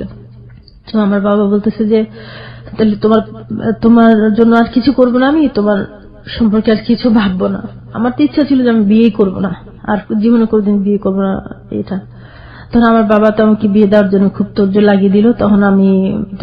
তখন একটা সম্বন্ধ তো ফিরিয়ে দিলাম, যে ওদের কারু আছে, প্লাস অনেক বড় ব্যবসা, এবং একটা হিন্দু বাড়ি, বিরাট বিশাল, এবং এক ছেলে। তাতে মায়ের খুব ইচ্ছা ছিল আমাকে নেওয়ার জন্য, যেহেতু আমরা যখন গ্রামের বাড়ি ছিলাম, নানার বাড়ি ছিলাম, তখন আমাদের খুবই সুনাম ছিল। হ্যাঁ, মেয়ে হিসেবে, কেননা গ্রামে একটা ভালো মেয়ে, টাউনে তো ভালো মেয়ে এত বেশি প্রচার হয় না, কিন্তু গ্রাম জিনিসটা এমন একটা জায়গা যেখানে আপনি মন্দটা খুব দ্রুত ছড়িয়ে পড়ে এবং ভালোটা খুব দ্রুত ছড়িয়ে পড়ে। তো সেখানে আমার সম্পর্কে জেনেছে ওই ছেলের মা, জেনে বলছে যে আমার বাবাকে যখন দেখে যে আমি রাজি হই না, তো আমার খালু এনেছিল আর কি সেই সম্বন্ধটা। বলছে আপনার মেয়ে, আপনি যদি দয়া করে আপনার মেয়েটা আমাকে দিতেন, আপনার মেয়েকে দিয়ে আমি কোনো কাজ করাবো না, সে দোতলায় থাকবে, সে নিচেও নামবে না, এরকম একটা ইয়ে। তারপরে আমি কেমন জানি এক রাতে আমার একদম চোখের নিচে কালিচালি পড়ে এমন হয়ে গেছে যে আমি কোনোভাবেই এটা মেনে নিতে পারছিলাম না। এরপরে আমার আরেকটা সম্বন্ধ আসে, আমি এটা একটু বলি। তো আমার এক খালাতো ভাই, উনি ছোট বোনের বিয়ে, তখন আমাকে নিয়ে আমি ভালো আলপনা আঁকতে পারতাম, বউ সাজাতে পারতাম, আলপনা করতে পারতাম। তো ওরা আমাকে গাড়ি করে এসে নিয়ে গেল 1 সপ্তাহ আগে বিয়ের। তো ওখানে আবার ওনার মেজো ছেলে, ও আবার আমাকে পছন্দ করে। তোরা সবাই বলতে থাকে না ওকে আমরা বউ করে আনবো, ভাইয়াটার নামটা আমি মনে নাই, ওই ভাইয়ার বউ করে আনবে আমাকে, ভাবিও বলছে, সবাই বলছে, ওনার মা বলছে, যেমন একটা গুণী মেয়ে, ওকে আমরা বউ করে আনবো। তো ওখানে এটা আবার এখানে আবার মানে একটু অন্যরকম যেমন আরেকজন ওই ছেলের কাছে মেয়ে দিতে চাইছিল। হ্যাঁ, আমি এখানে বউ হয়ে আসবো, কেননা ওনার যে বড় ছেলের যে বউ, ওই বউয়ের বোনকে আবার এখানে বিয়ে দিতে চেয়েছিল ওরা, বাবা, হ্যাঁ মেয়ের বাবা। তা উনি চিন্তা করেছে যে ওনার এই মেয়ে, এত গুণী মেয়ে যদি এই সংসারে আসে, তাহলে আমার মেয়ের কোনো দাম থাকবে না। ও আচ্ছা আচ্ছা, মানে বড় বইয়ের কোনো দাম থাকবে না। ওকে, হোয়াট এভার ইট ইজ। তো এই জন্য উনি এই সম্বন্ধটা আনে আমার বাবার কাছে, যদিও ভালো ছেলে, লয়ার এবং সবকিছু ভালো, তারপরে এনেছে। তারপরে আমাকে দেখতে আসলো ওরা, দেখতে এসে পছন্দ করলো। তো পছন্দ করলো পরে আমার মা বললো যে আজকে এখন দেখতে এসছেন, আপনারা পছন্দ হয়েছে, কিন্তু আমরা পরে ডেট দিব, আমরা চিন্তা ভাবনা করিনি, পরে বিয়ের ডেট দিব। কিন্তু তারা মানলো না। সেদিন রাত্রে আমার অনেক ঝামেলা করেই বিয়েটা হলো একরকম। ইতিহাস এবং একটা কথা আছে যে জীবন নাটকের চেয়েও নাটকীয়, এবং আসলে আমরা যতটা এক্সপেক্ট করি, যতটা সুন্দরভাবে চিন্তা করি, সেই সুন্দর চিন্তার ধার ধারে না জীবন তার নিজস্ব গতিতে চলে। গল্পটা কি এখানেই শেষ হয়ে যাবে? নিশ্চয়ই না, কারণ এখনো গল্পের সময় বাকি আছে, এবং আপনি চিন্তাও করতে পারবেন না যে শেষ পর্যন্ত আমিনুল এবং শ্যামা এই দুজনের যে লাস্ট পরিণতি, সেটা আনথিঙ্কেবল। আমরা ছোট্ট একটা বিরতি, এক ধরনের বাধ্যতামূলক বিয়ে আমরা বলবো, সেটা আপনি করলেন বা আপনাকে করতে হলো। তারপর তো বিয়ে হয়ে গেল, রাতে অনেক গন্ডগোল হলো, অনেক আমার বাবা রাজি ছিল, মা রাজি ছিল না, এমন ইয়ের মধ্যে বিয়ে হয়ে গেল। বিয়ে হয়ে যাওয়ার পরে তখন পরে আমার হাজবেন্ড ছিল এক রুমে, আমি ছিলাম আরেক রুমে, এরকম করে কোন রকম রাত পোহায় গেল। তো সকালে বলে চলে গেল। এরপরে আমার মা এত কান্নাকাটি শুরু করলো। আমার মা কান্নাকাটি শুরু করার পরে আমাকে বলতেছে যে তুই চলে যা। মানে ব্যাপারটা এরকম যে মাও পছন্দ করেন? মা মেনেই নিতে পারেনি বিয়েটা। কেন? জামাই পছন্দ হয়নি? জামাই পছন্দ হয়নি। মা তো জানে যে কি জব করছে। আমার মা জিজ্ঞেস করছে যে তুমি কিসে আছো, ছেলেকে জন দেখতে যায়। তো ও নাকি উত্তর দিয়েছিল যে আমি চাকরি করি। এই কথা শুনে আমার মা পছন্দ করে নাই, যেহেতু জানে যে ওনার মেয়েটা তো উনি নিজের হাতে গড়ে তুলছে, এবং মেয়েটার রুচি সম্বন্ধে, ইয়ে সম্বন্ধে, সবকিছু সম্বন্ধে জানে আমার মা। এবং আমেরিকা থেকেও একটা বিয়ে আসছিলাম, বলছে যে না আমি ওকে বাইরে বিয়ে দিব না, এরকম। মা বলছিল যে ঠিক আছে পছন্দ হয়েছে, পরে আমরা মেয়েকে বিয়ে দিব বা ডেট পরে দিব, কিন্তু এটা ওরা মানতে চায় না। এটা পরে মানে একরকম জোর করে বিয়ে হয়ে গেল। তো পরের দিন যখন ওরা চলে যায়, তখন আমার মা বলতেছে যে তোর যদি কারোর সাথে কোনো সম্পর্ক থাকে তুই চলে যা। খুবই কাঁদতেছিল। আমার মায়ের কান্না আমি জীবনে এরকম দেখি নাই, সেদিন যেরকম দেখছি। তো আমি মা আমি কোথায় যাব? পরে 7 দিন পর আমাকে উঠায় নিল ওরা। উঠানোর পরে আমার হাজবেন্ড আমাকে দেখলো, দেখে বলে কি তোমার তো চেহারা সুন্দর না, তোমাকে তো ভালোভাবে দেখলে তোমাকে বিয়ে করতাম না, বুঝছেন? তো আমার মাকে বললাম, মা এরকম কথা বলে। তো আমার মা তো তখন থেকে আমাকে ছেলে থেকে ছাড়া, বিয়ে তো দিতেই চায় না, তারপর ছাড়াই নিয়ে আসতে চাইছিল, কিন্তু আমি আসিনি। এই জন্য যে যেখানে একটা বিয়ে হয়ে গেছে এবং যাকে আমি পছন্দ করি, ভালোবাসি, সে তো আমার জীবন থেকে চলে গেছে। তো এখন যদি আমার বাবা মা আমাকে একটা অন্ধ খোড়া যার সাথে আমাকে বিয়ে দিক, আমি সেটা মেনে নিব, এবং সেটাই মেনে নিয়েছে। ওখানে তো আমার একটা জীবন ছিল, কিন্তু সেই জীবনে যে একটা মুহূর্তের জন্য আমার চোখের পানি থেমে থাকিনি, এবং তাকে আমি ভুলতে পারিনি একটা মুহূর্তের জন্য, আমিনুল ইসলামকে। এবং আমার কাছে মনে হতো যে আমি যেদিকে তাকাতাম মনে যেন ওকে দেখতাম। ওর দেশের বাড়ি ছিল রাজশাহী। লোকজন যদি শুনতাম যে রাজশাহী ওদের বাড়ি, ওখানে দৌড়ায় যেতাম যে এই নামের কোনো কাউকে চিনেন কিনা। তখন আপনার সংসারেই বাকি অবস্থা, সংসার ঠিকই করেছে, কোনো ত্রুটি হয়নি, কেননা আল্লাহ আমাকে যে দায়িত্ব দিয়েছেন আমি কোনো দায়িত্বের ত্রুটি করি নাই, এবং আমার যে হাজবেন্ড তারও কোনো অবহেলা করি নাই বা অসম্মান করি নাই। তার যতটুকু পাওয়া অতটুকু আমি ঠিকই করে গেছি। বাহির থেকে সবাই আমাকে নর্মাল দেখতো, শাশুড়ির খেদমত করছি, শ্বশুরের খেদমত করছি, স্বামীর খেদমত করছি, সবকিছুই করছে, কিন্তু ভিতরে যে একটা ক্ষত, এটা আমার দিন রাত মানে ব্যথা অনুভব করতাম, ব্যথাটা থেকেই যেত। তখন আমি সবসময় নামাজ পড়তাম, ভাবতাম যে আল্লাহ তুমি যদি ওকে মিলিয়ে দিতে, আমি যদি ওকে দেখতে পারতাম, দেখা হওয়ার পর যদি বলতে পারতাম যে আসলে আমি তোমাকে পছন্দ করি, আসলে এই জিনিসটা হয়েছে, তুমি কি ভেবে নিয়েছো আমি জানি না, আমি তো আমার নীতির উপরে ঠিক আছে। এই ফিলটা আপনার সবসময় হতো? হ্যাঁ, এই যে অপরাধ বোধটা, এই অপরাধ বোধটা আমাকে সবসময় মানে চোখের পানি ফেলতো। আমার হাজবেন্ড যে ওর সাথে আমার বাসর ঘর হয় নাই, তখনই সে বলেছে আমাকে যে তুমি তো দেখতে সুন্দর না, ভালোভাবে দেখলে বিয়ে করতাম না। এই যে একটা কথা, তখন আমি সবসময় মিলাতাম আর কি, যে যাকে আমি ভালোবেসেছি, আমি যখন বলেছিলাম যে আমি তো দেখতে সুন্দর না, তুমি আমাকে দেখলে পছন্দ করবে না, বলছে না আমি তোমাকে তোমার রূপকে ভালোবাসি না, তুমি তোমার যে শিল্পী সত্তা আমি তাকে ভালোবেসেছি। আর আমার হাজবেন্ড বলছে যে আমার ভালোভাবে দেখলেও আমাকে বিয়ে করতো না। তো এই দুইটা জিনিস আমি সবসময় মিলায় দেখতাম আর কি। তো দুইজনের দুই রকম কথা। এবং আমার হাজবেন্ডের একটা জিনিস ছিল যে আমি যদি হাজবেন্ডের থেকে সে আদরটা, সে ভালোবাসাটা পেতাম, তাহলে আমি ওকে খুঁজতাম না। এটাও আমাকে দিতে পারে না, যদিও সে আমাকে ভালো জানতো, ভালোই করতো, কিন্তু একটু ওর সংসারই ছিল না। তো আমার বিয়ে হয়ে গেল, আমার শ্বশুর শাশুড়ি থাকতো গ্রামে। তো যেহেতু আমরা কখনোই, আমার বাবা চাকরি নিয়ে বাইরে ছিলেন, ঢাকায় বা বিভিন্ন জায়গায় ছিলেন, আমরা কখনোই গ্রামের বাড়ি যেতাম না। যদিও আমাদের গ্রামের বাড়ি ছিল, বিল্ডিং ছিল, ইয়ে ছিল, ভালো পরিবেশ ছিল, তবু আমরা কখনোই গ্রামে থাকতাম না। পড়াশোনার জন্য যেতে পারতাম না, বাবার জব ছিল জন্য যেতে পারতাম না। এবং মাঝখানে একটু বলে নাকি আমার বাবা কিন্তু একজন বিশিষ্ট মুক্তিযোদ্ধা, একজন মুক্তিযোদ্ধার সন্তান।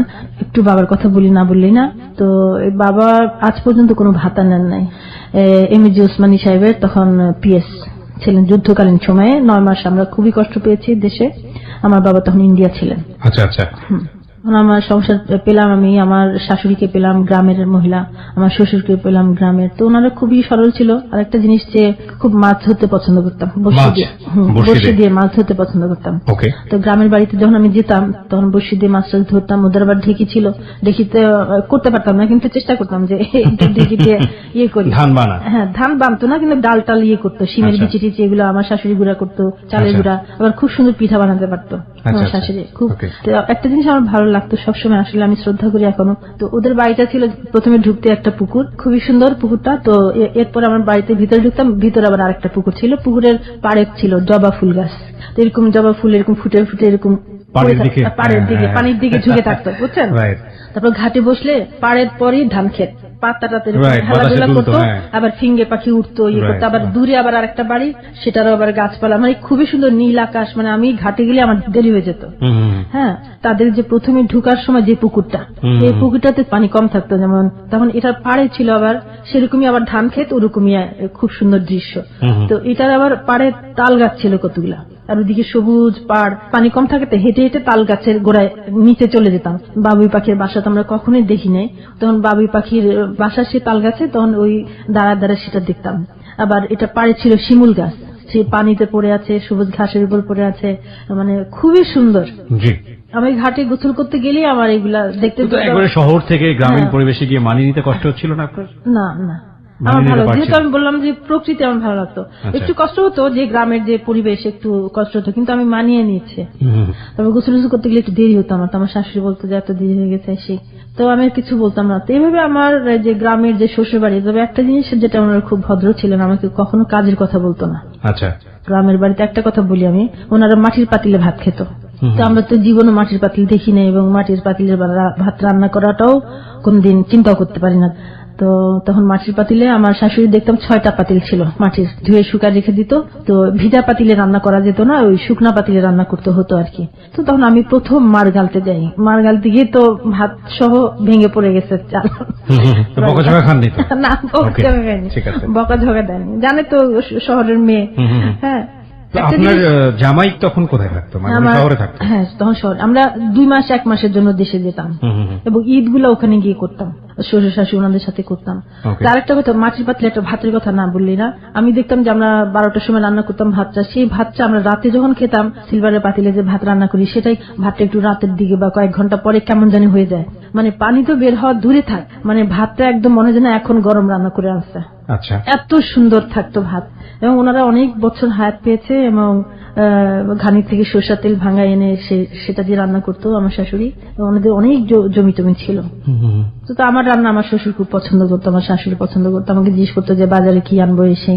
তো ওনাদেরও আন্তর্যত্ন অনেক পেয়েছি, শ্বশুর শাশুড়ির অনেক আন্তর্যত্ন পেয়েছি। তবে আমার হাজবেন্ডটা ছিল একটু অন্যরকম, যে একটু ও ছোট ছেলে ছিল, ওদের জমি জমা কোনটা বা কি ওগুলো জানতো না, মানে একটু ছোট ছেলে হিসেবে যা হয় আর কি, উড়নচণ্ডী টাইপের ছিল। হ্যাঁ, ওই মা বাবারও বেশি একটা খবর নিত না, এই টাইপের ছিল আর কি। তো সংসারে সবাই বলতো যে এত ফুটফুটে 2টা বাচ্চা, তারপর বউটা এত সুন্দর।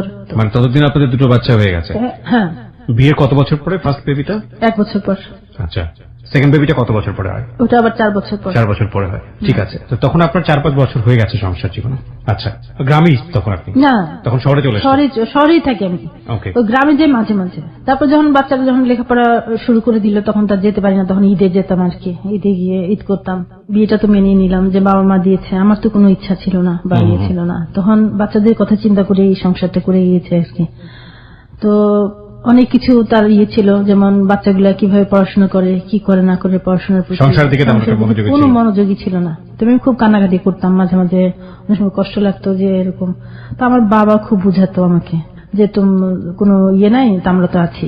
আমার বাবার বাসা কাছে ছিল, আমি আলাদা ভাড়া করে থাকতাম, আমার বাবা বাড়ি ছিল 5 তলা, তো আমার মা পছন্দ করে না, যেহেতু আমাকে কখনো বাড়িতে জায়গা দেয় নাই। বাড়িতে জায়গা থাকেনি মানে? দেয় নাই, ভাড়া থাকতে দেয় নাই, বলছে ওই হাজবেন্ড যেদিন ছাড়বি সেদিন আমার বাড়িতে জায়গা পাবে। মানে ওই আপনার হাজবেন্ডকে একেবারেই পছন্দ করতো না? একেবারেই পছন্দ করতো না। এই শুধু একটা কথা নিয়ে? একটা কথা নিয়ে।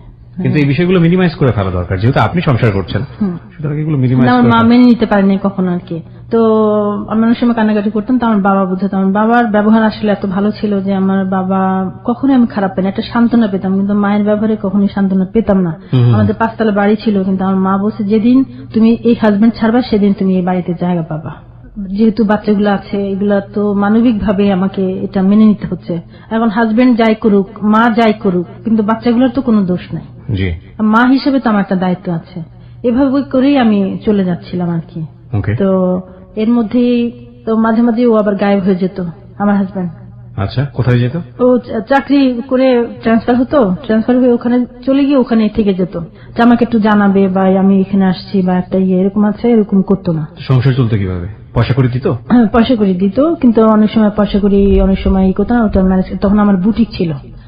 হ্যাঁ, আমি বুটিক চালাতাম। হ্যাঁ, আমি বুটিক চালাতাম। আমার বাবার গ্যারেজে একটা বুটিক করেছিলাম, সেই বুটিকটা চালাতাম। আরেকটা ছিল মুন আর্ট স্কুল ছিল আমার, নিজের স্কুল ছিল, moon art school, boutique, plus আবার আরেকটা ওই যে পটারিতে যে কালার করা, প্রিন্ট করা, এটা আমি করতাম এবং বিভিন্ন জায়গায় মেলাতে আমি দিয়েছি। ওকে। আর নিজে সংসার চালাতেন আর কি? হ্যাঁ, নিজের পয়সা দিয়ে মোটামুটি দাঁড়িয়ে যাবো। ও যেটা দিত ওটা দিয়ে প্লাস আমারটা দিয়ে চলে যেত। আচ্ছা। আবার আমার বোনগুলো ছিল বাহিরে, ওরা মাঝে মাঝে হেল্প করতো। হ্যাঁ, কাপড় চোপড়, কসমেটিক্স এগুলো কখনো কিনতে হয়নি, এবং বাচ্চাদের খরচও দিত অনেক সময়। ও যা পড়তো আমি প্রেশার দিতাম না ওকে, কেননা দিয়ে তো লাভ নেই। ওকে। নিজে থেকে ইচ্ছা না হয় তাহলে আপনি কি আরেকজনকে জোর করে করাতে পারবেন? রাইট। যে সন্তান বাবা মার প্রতি দেখাশোনা কম করে, বাবা মার খবর কম নেয়, তো সেখানে আমি তো বলে কিছু করবো। যদি দেখতাম যে না বাবা মা টেক কেয়ার করছে বা আমার খবর নিচ্ছে, সেখানে আমার দুঃখের ব্যাপার ছিল যে বাচ্চাগুলো দেখে না এসে। তো আমার বাবা মা ভাই বোনের সহযোগিতা আমি, এবং স্কুল, গান শিখাতাম বাচ্চাদেরকে আমি। ওকে। তো এইগুলো নিয়ে কোন রকম, এবং পটারির কাজ করতাম এবং বিভিন্ন জায়গায় মেলা করতাম। এইভাবে আমার সময় কেটে যাচ্ছিল এবং বাচ্চাগুলো। এর মাঝখানে তো আমিনুল ইসলামের সঙ্গে একবার যোগাযোগ অফ না, ওকে তো আমি ওই যে হারিয়েছি, আর তো খুঁজে পাই না, তো খুঁজতেছি ওকে। রাজশাহী যদি কাউকে পাই তখন তার কাছে দৌড়ায় যাই। বিভিন্ন জায়গায়, যেমন যত জায়গায় গিয়েছি তত জায়গায় আমি নেম প্লেট দেখতাম ডক্টরদের। মানে ডাক্তারের নেম প্লেট দেখতেন যে ওই নামে কোন ডাক্তার আছে? হ্যাঁ, ওই নামে কোন ডাক্তার আছে কিনা। ওই নামে যদি ডাক্তার পেতাম তারপরে আমি পেশেন্ট হয়ে ওনার কাছে যেতাম। Very interesting. হ্যাঁ, পেশেন্ট হয়ে ওনার কাছে যেতাম যে ও কিনা। মানে গিয়ে কি বলতেন ডাক্তারের কাছে? কি বলতেন? পেশেন্ট হতে গিয়েছেন? হ্যাঁ, আমার মাথা ব্যথা বা আমার পেট ব্যথা করছে, এরকম ওষুধ লিখে দিত। আপনি ওষুধ খেতেন না? না, ওষুধ তো খেতাম না, আমি তো গিয়েছি ডাক্তার দেখতে যে ও। এরকম কতজন ডাক্তারের কাছে গিয়েছেন? এরকম অনেক, যে যত জায়গায়, যত হসপিটাল, যে অসুস্থ তার সাথে আমি যেতাম, যাবই। My goodness. হ্যাঁ, যাবই। এটা আমার একটা ইয়ে ছিল। এই করতে করতে আমি যে কত মানুষের সেবা করেছি আপনি চিন্তা করতে পারবেন। সেবা করেছেন বলতে? সেবা করেছি যেমন আমার আত্মীয় স্বজন, বাবা মা, শ্বশুর বাড়ির লোকজন, যত মানুষ যত ডক্টরের কাছে যেত আমি নিয়ে যেতাম। আমার বাসায় আসতো সবাই আমার, মানে আমার বাসার একটা হসপিটালের মতো ছিল। সবাই আমাকে পছন্দ করতো। উদ্দেশ্য ছিল যেভাবেই হোক না কেন এভাবে করতে থাকলে। উদ্দেশ্য ওইটা না, যেমন আমি করতাম এটা আমার আন্তরিক ভাবে। যেমন আমি একটা জিনিস পছন্দ করি, মেহমান পছন্দ করি, এবং মেহমানকে মানে খাওয়াতে পছন্দ করি। মেহমানের আদর যত্ন করা, খাওয়ানোর জন্য কোনো অযত্ন না হয় আমার। হ্যাঁ, এটা আমি করতাম। এটা আমার ব্যক্তিগত জীবনের একটা অংশ বলবো।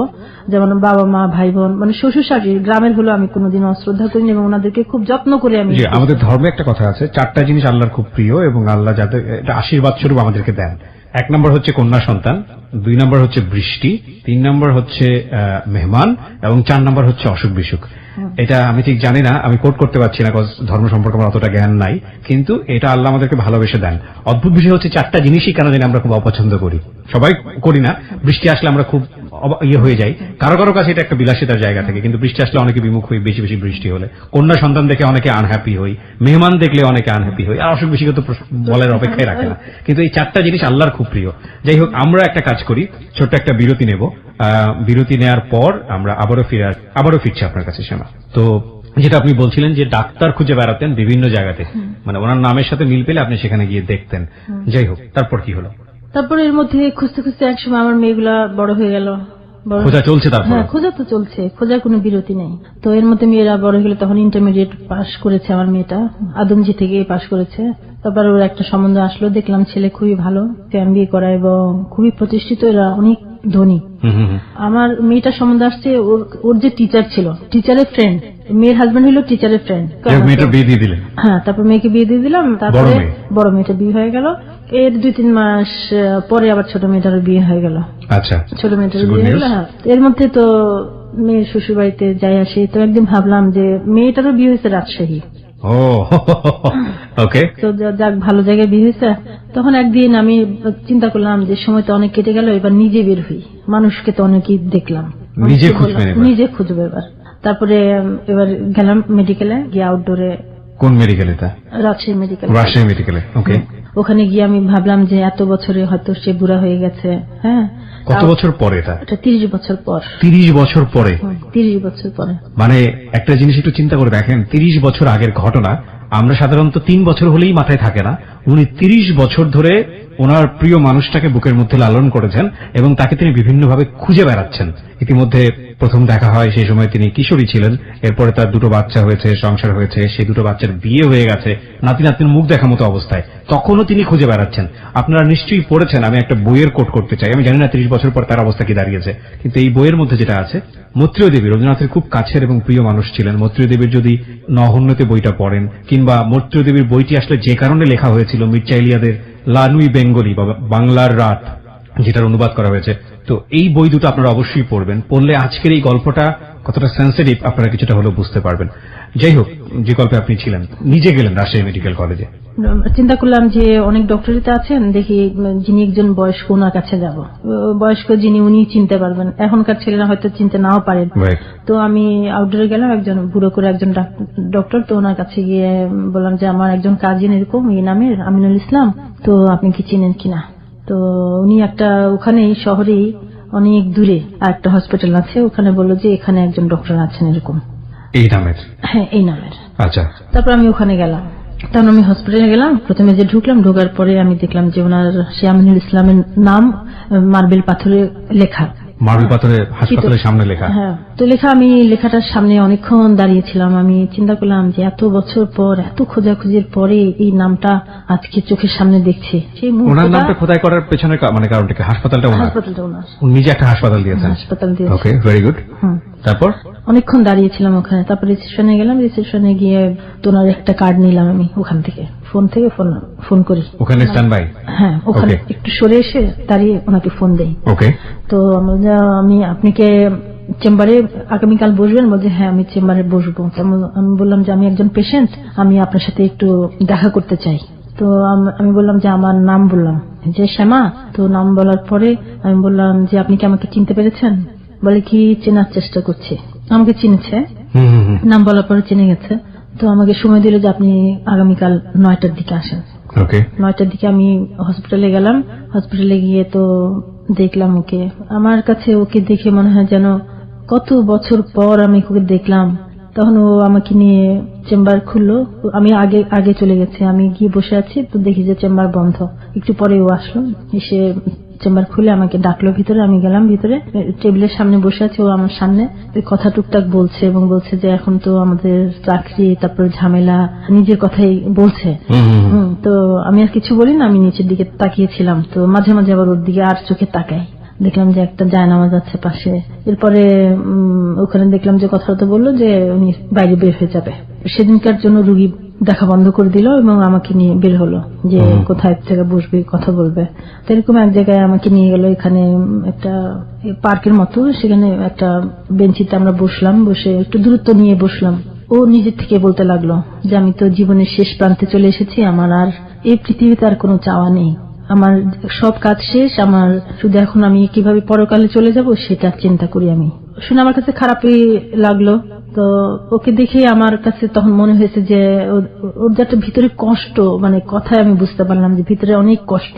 কিন্তু আপনাকে জিজ্ঞেস করলো না, বা আপনি ওই যে 30 বছর ধরে যে মানুষটাকে উত্তর দেওয়ার জন্য খুঁজে বেড়াচ্ছেন যে আসলে কেন কি হয়েছিল, সেদিন কোনো কথা সেদিন কোনো কথাই না। সেদিন শুধু সে একটা গান শুনেছে আমার, গান শুনেছে? হ্যাঁ, আপনি গান গাইয়ে শুনেছেন পার্কে? হ্যাঁ, পার্কে না, গাড়িতে। গাড়িতে? হ্যাঁ, যখন সে আমাকে নিয়ে বের হলো হসপিটাল থেকে, তখন আমাকে বললো যে আমাকে একটা গান শোনাও। তখন আমি একই সোনার আলোয় জীবন ভরিয়ে দিলে, এই আমরা গান একটু শুনতে পারি আপনার কাছ থেকে? এখন একই সোনার আলোয় জীবন ভরিয়ে দিলে, ও গো বন্ধু কাছে থেকো, কাছে থেকো, রিক্ত আমার ক্ষুদ্র প্রাণে তোমার আঁখিতে রেখো, ও গো বন্ধু কাছে থেকো, কাছে থেকো, একে সোনার আলোয় জীবন ভরিয়ে দিলে। বাহ, অসাধারণ। তারপর সেদিন তো গান শোনালাম এবং সে আমাকে বললো যে তুমি কখন কোন জায়গায় আমাকে গানটা শুনিয়েছো, আমার সেই জায়গাটা মনে আছে এখনো, কোন রাস্তার কোথায়, ও তো ড্রাইভ করে যাচ্ছে, কোথায় আমি গানটা গিয়েছি, ওই জায়গাটা আমার এখনো মনে আছে। It's very interesting and this is true. গানের সাথে স্মেলের সাথে মানুষের এই জিনিসগুলো মেমোরি হয়ে থাকে। আপনি যদি খুব প্রিয় কোনো মানুষের সান্নিধ্যে থাকেন, তখন ওই মানুষটার সাথে আপনার কথোপকথনের সময় যে মেমোরিটা তৈরি হয়, সেটার মধ্যে আমাদের শরীরের যে স্মেল, যে নার্ভটা থাকে, যে স্মেলটা পায়, এবং if it is good smell, তাহলে পরবর্তীতে আফটার লং লং টাইম আপনি যদি ওই স্মেলটা পান, মুহূর্তের মধ্যে আপনার ব্রেন ঠিক আগের ওই সময়টার কথা মনে করিয়ে দেবে। এবং এটা শুধু স্মেলের জন্য না, এটা গানের ক্ষেত্রেও হয়। কোন একটা গান যদি বিশেষ সময়ে আপনার ব্যক্তিগত জীবনে আসে, যেটা আপনাকে খুব গুড মেমোরি দিবে, ওই গানটা যদি আপনি পরবর্তীতে 8, 10, 20, 15, 35 বছর পরেও শোনেন, আপনাকে মুহূর্তের মধ্যে ওই সময় নিয়ে যাবে। এবং এটা প্রত্যেকের জীবনেই হয়। হ্যাঁ, গান এত শক্তিশালী, সুর এত শক্তিশালী, এবং একই সাথে স্মেলও এত শক্তিশালী। তারপরে সেদিন তো গান গাইলাম প্রথম দিন, তো মাঝে মাঝে দেখা হতো আর কি, খুবই কম, কেমন আছেন বা এরকম। তো আমি চলে আসি আমার দেশে, আমি যেখানে থাকি ওখানে চলে আসি, তারপর আবার যাই মেয়ের বাসায় গেলে তখন ওর সাথে আবার দেখা করি। তো এক সময় সে আমাকে যে বললো যে আমি এক জায়গায় তোমাকে বেড়াতে নিয়ে যাবো। আমি বলছি ঠিক আছে, ওকে ঠিক আছে, কোথায় নিয়ে যাবে চলো। হ্যাঁ, তো আমাকে একটা রিসোর্টে নিয়ে গেল, খুবই সুন্দর পরিবেশ ওখানে। রিসোর্টের রুমে ঢুকলাম, ঢুকে ও ঢুকলো, ও বিছানায় বসলো, বিছানা পায়ের কাছে চেয়ার ছিল কয়টা, আমি চেয়ারের উপরে বসলাম। আমি মাথায় আমার ড্রেস পরা ছিল এরকম সবুজ জামা, লাল ওড়না, লাল পায়জামা, আর নাগরা পরা ছিল, আর চুলগুলা ছাড়া ছিল, আমার চুল ছিল খুব লম্বা লম্বা। ওড়নাটা টেনে মাথায় ঘুমটা টেনে নিলাম, ঘুমটা টেনে আমি বসে রইলাম যে নিচের দিকে তাকিয়ে আছি। এখন ও কোনো কথা বলে না, আমিও কথা বলি না। ও আমাকে অনেকক্ষণ পরে বলে কি, এই যে তুমি আজকে যে সুযোগ পেলে, এটা আর কোনোদিন ফিরে আসবে না, আমাকে বলতেছ। আমি কিছু বলি না, আমি নিচের দিকে তাকিয়ে আছি। তো আমাকে বললো যে এই যে তোমার আজকে যে একটা সুযোগ পেয়েছো, এই সুযোগটা জীবনে হয়তো আর কোনোদিন ফিরে আসবে না। তখন আমি ভাবলাম যে আমি তো তাকে একবার দেখেছিলাম, দেখার পরে আমি তাকে হারিয়ে ফেলেছিলাম, 30 বছর লাগছে আমাকে খুঁজতে ওকে, চোখের পানিতে। তারপর আমি ও উঠে টেলিভিশনটা অন করলো, তখন আমি দাঁড়ালাম, দাঁড়ায় আমি পিছন থেকে ওকে বললাম যে আমি তোমাকে একটু ধরি। বলছে হ্যাঁ ধরো। Sweet moment. ওকে। তারপরে আমি তাকে পিছন থেকে জড়ায় ধরি, আমি আমাদের অতটুকুই ছিল, জড়ায় ধরি। তারপরে আমরা কিছুক্ষণ থাকি ওখানে, দুপুরে খেয়ে দিয়ে আমরা চলে আসি আবার। হ্যাঁ, চলে আসি। তারপরে এইভাবে যখন আবার ওর ওখানে যেতাম, তো যাওয়ার পরে হয়তো দেখা সাক্ষাৎ হতো, ওরকম আর ওখানে আর যাওয়া হতো না রিসোর্ট বা ইয়েতে। বলে যে কেউ যদি দেখে বলে তাহলে অনেক সমস্যা হয়ে যাবে এসে। তো আমিও ওইভাবেই চলতাম, সবসময় বলতাম যে আমি তোমাকে ছাড়া বাঁচবো না আসলে। কেননা 30 বছর আমি একটা সংসার করেছি, কিন্তু সেই সংসার, সন্তান, স্বামী, আমার বাবা মা, ভাই বোন, এই যে জগৎ, আমার এই জগৎ তোমাকে ভুলিয়ে রাখতে পারে না আমাকে। আমি 30 বছর ধরে তোমাকে খুঁজে বেরিয়েছি, এবং আজ তোমার কাছে আমি একটা অনুরোধ রাখবো যে আমি যেহেতু 5 ওয়াক্ত নামাজ পড়ি এবং একজন শিল্পী মানুষ, আমি কিন্তু ওইটা মেনটেন করে চলে যে আমি মরে যাব, কিন্তু আমার যে পরকালের যে একটা জীবন আছে, ওখানে আমি কি জবাব দিব? তোমাকে ভালোবাসি ঠিক আছে, কিন্তু তোমার ভালোবাসার জন্য আমি পরকাল হারাতে পারবো না।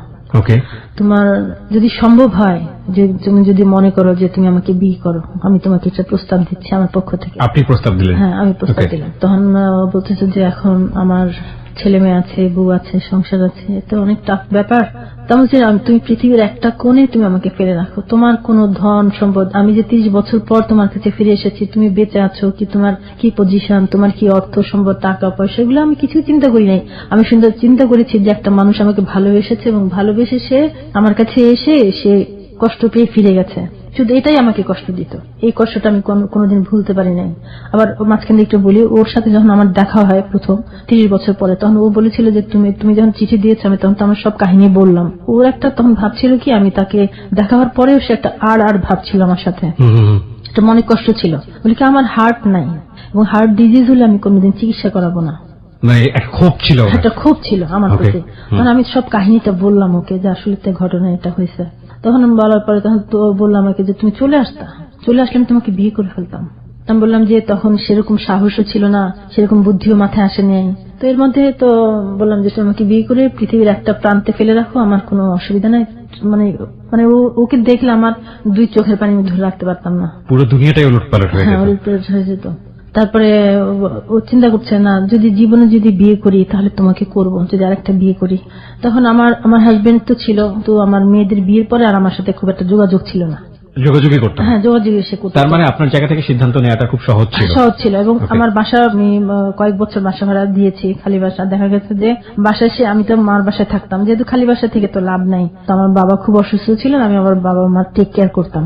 তখন আমি আমার বাবা মার বাসায় থাকতাম। ও যখন আসতো আমাকে ফোন দিত, তখন আমি বাসায় যেতাম। তো এরকম আমি 2 দিন দেখি যে তালা খোলা। তা আমার তখন কষ্ট লাগতো যে ও আসছে বাসায়, অথচ আমাকে বলে নাই যে আমি আসছি বা তুমি আসো। এরপরে আমার ভাই বোনও বললো, বাবা মা বললো যে এত টাকা বাসা ভাড়া রেখে কোনো লাভ নাই, যেহেতু কেউই থাকো না।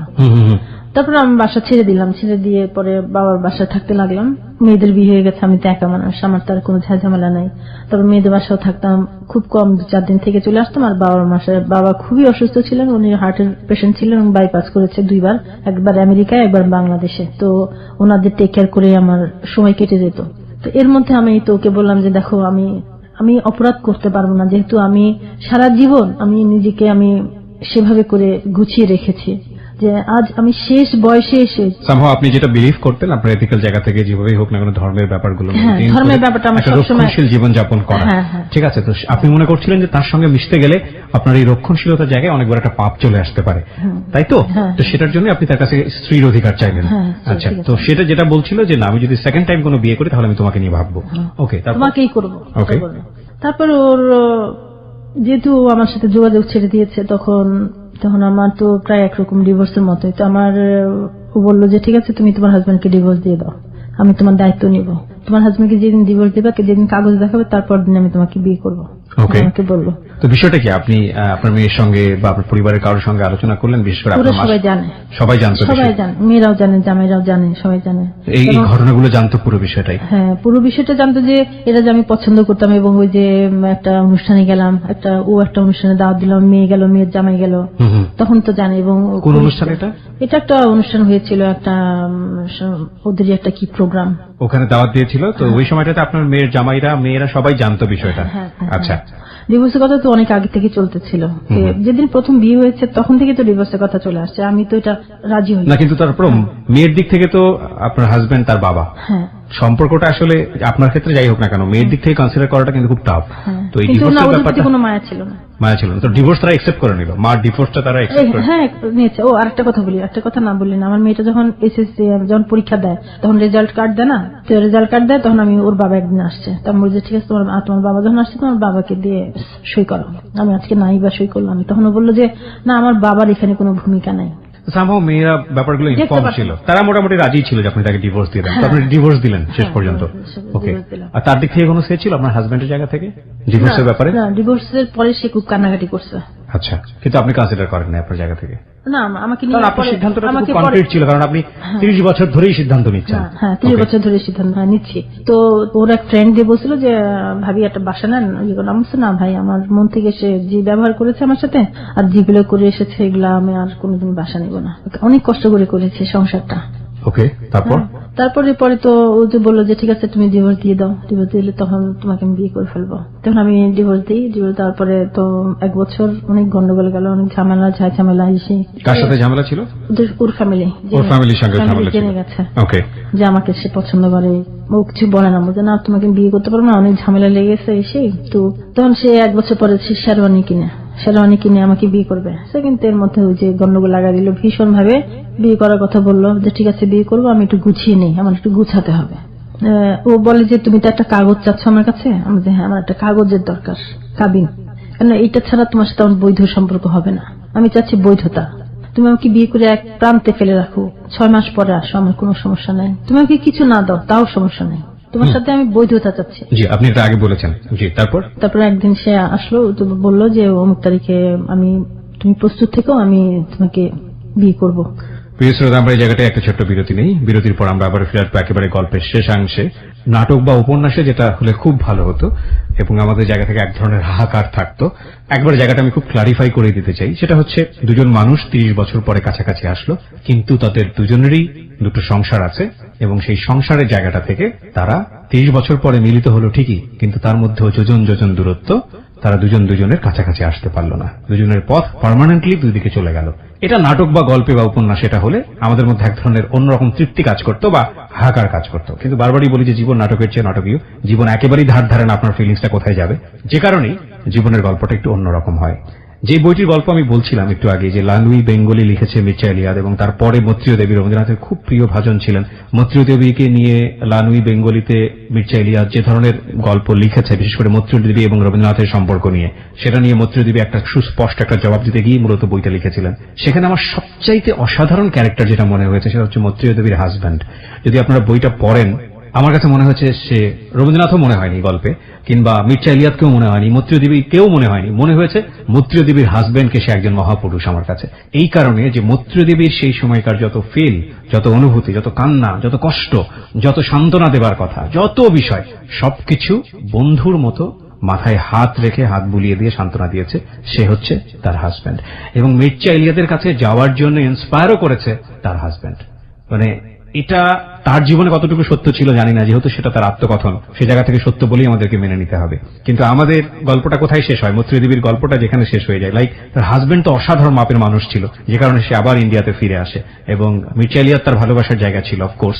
30 বছর পরে দেখা হয়েছে, দরজার ভেতরে ঢুকেছে মাত্র, লাইব্রেরিতে তখন বসা মির্চা এলিয়াদ, দরজায় শুধু পায়ের কড়ার শব্দ, পায়ের আওয়াজ শুনে মির্চা এলিয়াদ ততদিনে অন্ধ হয়ে গেছে, এবং শোনার পরে সে বলেছে, মৈত্রেয় তুমি এসেছো 30 বছর পরে।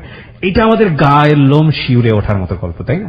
এখানে যে গল্পটা আমরা পাচ্ছি সেখানেও 30 বছর আছে, কিন্তু 30 বছর পরের যে লাইফের যে ড্রামাটা, সেটা গল্প কিংবা উপন্যাসের মতো নয়। সেটা যা ঘটে গেছে ওদের জীবনে, সেটা নিয়ে আমরা ফিরবো মাত্র 5 মিনিট পরের একেবারে শেষাংশে। আর যারা জীবনের গল্প বলার জন্য এখানে আসতে চান তাদেরকে আমি বলবো আমাদেরকে ফোন দেওয়ার জন্য। আমাদের ফোন নাম্বারটি হচ্ছে 09613892892। আমি আবারও বলছি 09613892892। প্লিজ ফোন করার পরে আপনি আপনার নাম এবং সেল নাম্বারটা স্পষ্ট করে বলবেন। ফিরে আসছি ঠিক 5 মিনিট পর। Close Up presents Hello 8920. Close Up. The closer, the better. Close Up presents Hello 8920. Close Up. The closer, the better. 5 minute পর আরো একবার স্বাগত জানাচ্ছি ক্লোজ আপ প্রেজেন্স Hello 8920-তে। আমি আরজি কিবরিয়া রয়েছে আপনার সঙ্গে, এবং আপনারা শুনছেন এবিসি রেডিও FM 89.2। আজকে এখানে জীবনের গল্প বলার জন্য শ্যামা আছে। আমরা কথা না বাড়িয়ে শ্যামার কাছে আবারও ফিরতে চাই। শ্যামা, আমরা যেখানটায় ছিলাম, যে বিয়ে করতে চাই আপনাকে, রেডি হওয়ার জন্য বললো, তারপর আমাকে তখন আমি আল্লাহর কাছে এত দোয়া করতে থাকি এবং 5 ওয়াক্ত নামাজে এত দোয়া দুরূদ পড়তে থাকি যে এমন একটা কোনো যেন অঘটন না হয় বা ইয়ে না হয়, আল্লাহ যেন সহি সালামতে যেন সম্পন্ন করে। এত দিনের, এত বছরের একটা অপেক্ষা এবং চাওয়া, সেটা আমার জীবনে পূরণ হতে যাচ্ছে। তারপরে একটা সময় দিল, একটা তারিখ দিল যে মুখ তারিখে তুমি নিজেকে গুছিয়ে রেখো, রেডি থেকো, ইনশাল্লাহ সেদিন আমাদের বিয়ে হবে। তারপরে সে আসলো, আমার জন্য কিছু শাড়ি, কিছু কসমেটিক্স, কিছু বাজার টাজার করে নিয়ে আসলো সেদিন। আচ্ছা, আমাকে বললো যে তুমি এদিকে হুজুর রেডি রেখো, বিয়ে পড়ানোর জন্য হুজুর রেডি রেখো। 2 জন হুজুর ছিলেন, আমার ভাই ছিল। তখন ও আসলো, বিয়ে হলো ওর সাথে আমার। বিয়ের পরে আমার ভাই বলতেছে যে আমরা ছোটবেলা থেকে আপনার নাম শুনে এসেছি, বিয়ে যখন হলো তখন আমাদের যে অনুভূতিটা, জি, দুজনের যে একটা অনুভূতি, সে নামাজ পড়লো, আমাকে বললো নামাজ পড়ো, আল্লাহর কাছে শুকর করো, তোমাকে দিয়েছে আমাকে দিয়েছে, এত বড় পাওয়া, সারা জীবনের একটা চাওয়া আজ পূরণ করেছে আল্লাহ, সে আল্লাহকে সেজদা করো। আমরা নামাজ পড়লাম, তারপরে টুকটাক কথা অনেক কিছু বললাম, বলে যে তুমি কি খুশি? আমি যে হ্যাঁ আমি খুশি। আর যে কত খুশি সেটা হয়তো আমি তোমাকে ভাষায় বুঝাতে পারবো না। ওকে, তুমি আমার হাজবেন্ড, এবং আমি একটা যন্ত্রণা থেকে মুক্তি পেয়েছি, এবং সেদিন মনে হলো যে কষ্টের একটা যে বোঝা ছিল সেই বোঝাটা আমার বুক থেকে নেমে গেল, এবং ওর সবকিছু আমি মেনে নিয়েছি। বিয়ের আগে আরেকটা কথা আমি বলেছি ওকে, আমি বলছি তুমি আমাকে যে বিয়ে করবে, আমি তোমার ধন দৌলত টাকা পয়সা আমার কিছুর প্রয়োজন নেই, যে আমার পৃথিবীতে শুধু একটি চাওয়া, সেটা তুমি। তোমাকে যদি আল্লাহ আমাকে দেয় সেটাই আমার হবে পৃথিবীতে সবচেয়ে বড় পাওয়া। ওকে, তো আমার ভালোবাসার যে স্বীকৃতি পেয়েছি, এটা আমার জীবনের সবচেয়ে বড় পাওয়া।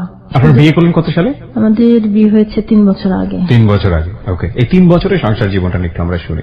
3 বছর ও প্রতি মাসে আসে, বা কাজ থাকলেও আসে আমার কাছে, আমি এক জায়গায় থাকি, ও আরেক জায়গায় থাকে, ওর সংসার আছে ওখানে ও থাকে। আমি বলছি যে ওখানে কোনো যেন সমস্যা না হয়, ওর সমস্যা আমি করতে চাই না, কারণ আমি জেনে শুনেই এটা মেনে নিয়েছি।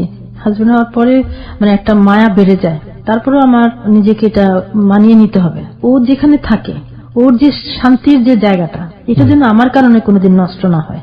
ওকে, আমাকে যতটুকু সময় যখনই আমার কাছে আসে, আমাকে একটা কথাই বলে যে যদি আমার এই পৃথিবীটা না থাকতো তাহলে তোমাকে আমি বুকে করে রাখতাম।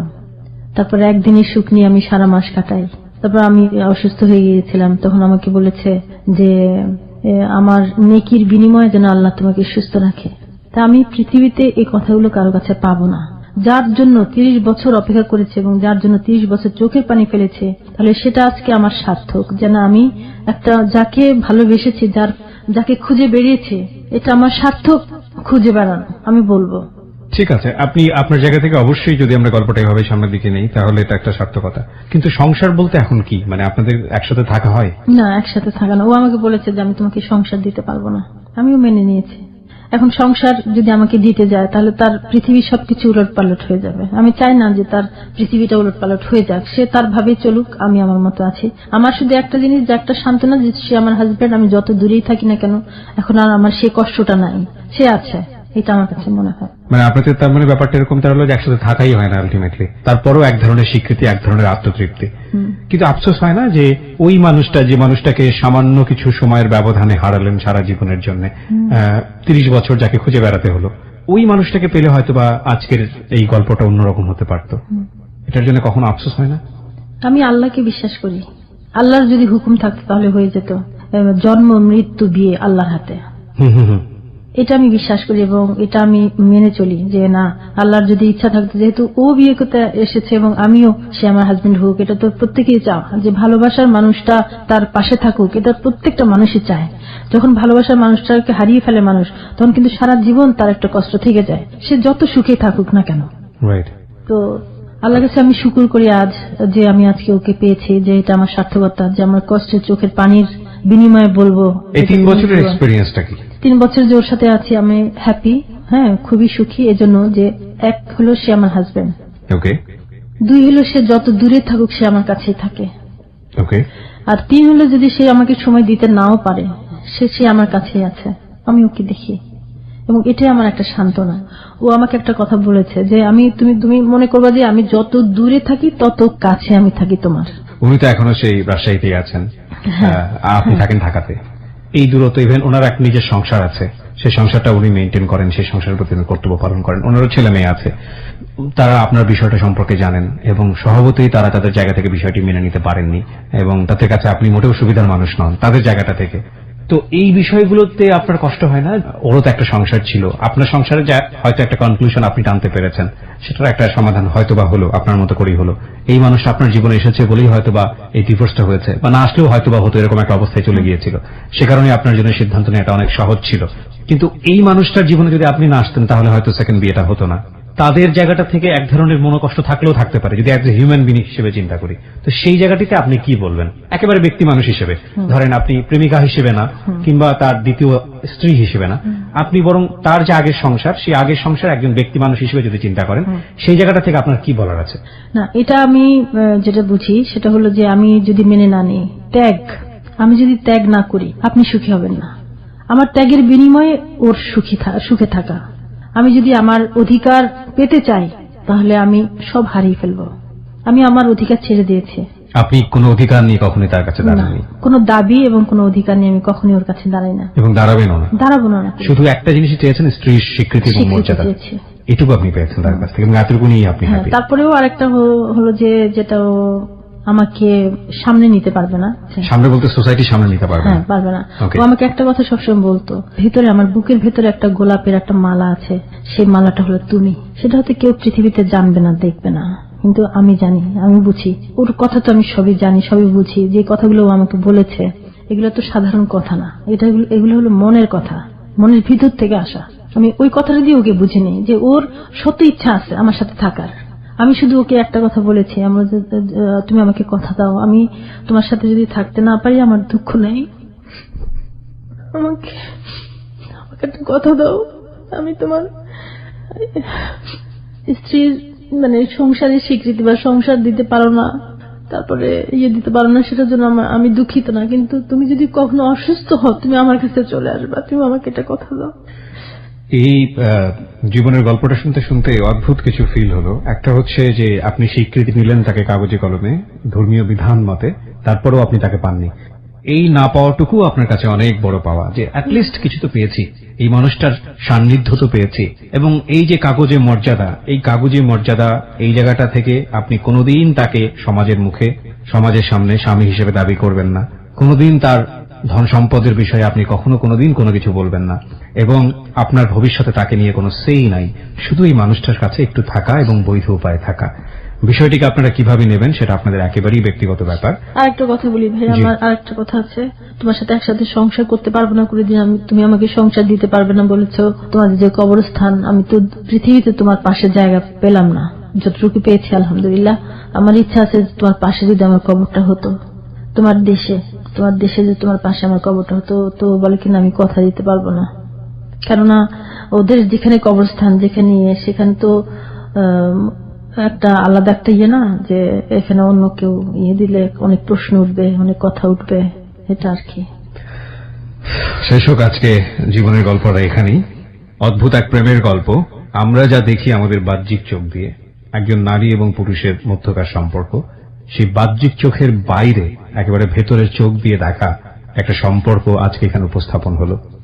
সেকেন্ড বিয়ে, দ্বিতীয় বিয়ে, এই অ্যাঙ্গেল থেকে অনেকেই বিষয়টাকে অন্যভাবে দেখতে পারেন, কিন্তু যারা আজকে শ্যামার জীবনের গল্পটা পুরোটা শুনেছেন তারা এই সম্পর্কটাকে তাদের জায়গাটা থেকে অসম্মান করার কোনো সুযোগ আছে বলে আমার মনে হয় না। আমি শুধু একেবারেই সেন্টার্ড হতে চাই একটা জায়গাতে। সাধনা করলে সবকিছু মেলে। 30 বছর ধরে এই মানুষটা সাধনা করেছে তার জন্য, এবং শেষ পর্যন্ত সে মানুষটাকে পেয়েছে। যতটুকু পেয়েছে ততটুকুই বা কম পাওয়া কি? নাই হলো তার পাশে কবর, নাই পাওয়া গেল দুনিয়াবি সম্পদ, মানুষটার কাছ থেকে তো স্বীকৃত মর্যাদা পেয়েছে, এবং এটুকুই তার কাছে অনেক বড় কিছু। এই ভালোবাসাকে আমরা আমাদের অনুষ্ঠান থেকে রেসপেক্ট যেন করি, আমরা আমাদের সংকীর্ণতার ঊর্ধ্বে উঠে যেন মানুষকে সম্মান জানাতে পারি। আজকের এই অনুষ্ঠান থেকে আমরা যেন এই ব্রতটা নেই। প্রিয় শ্রোতা, আমরা শেষ করছি আমাদের প্রিয় অনুষ্ঠান ক্লোজ আপ প্রেজেন্টস হ্যালো 8920।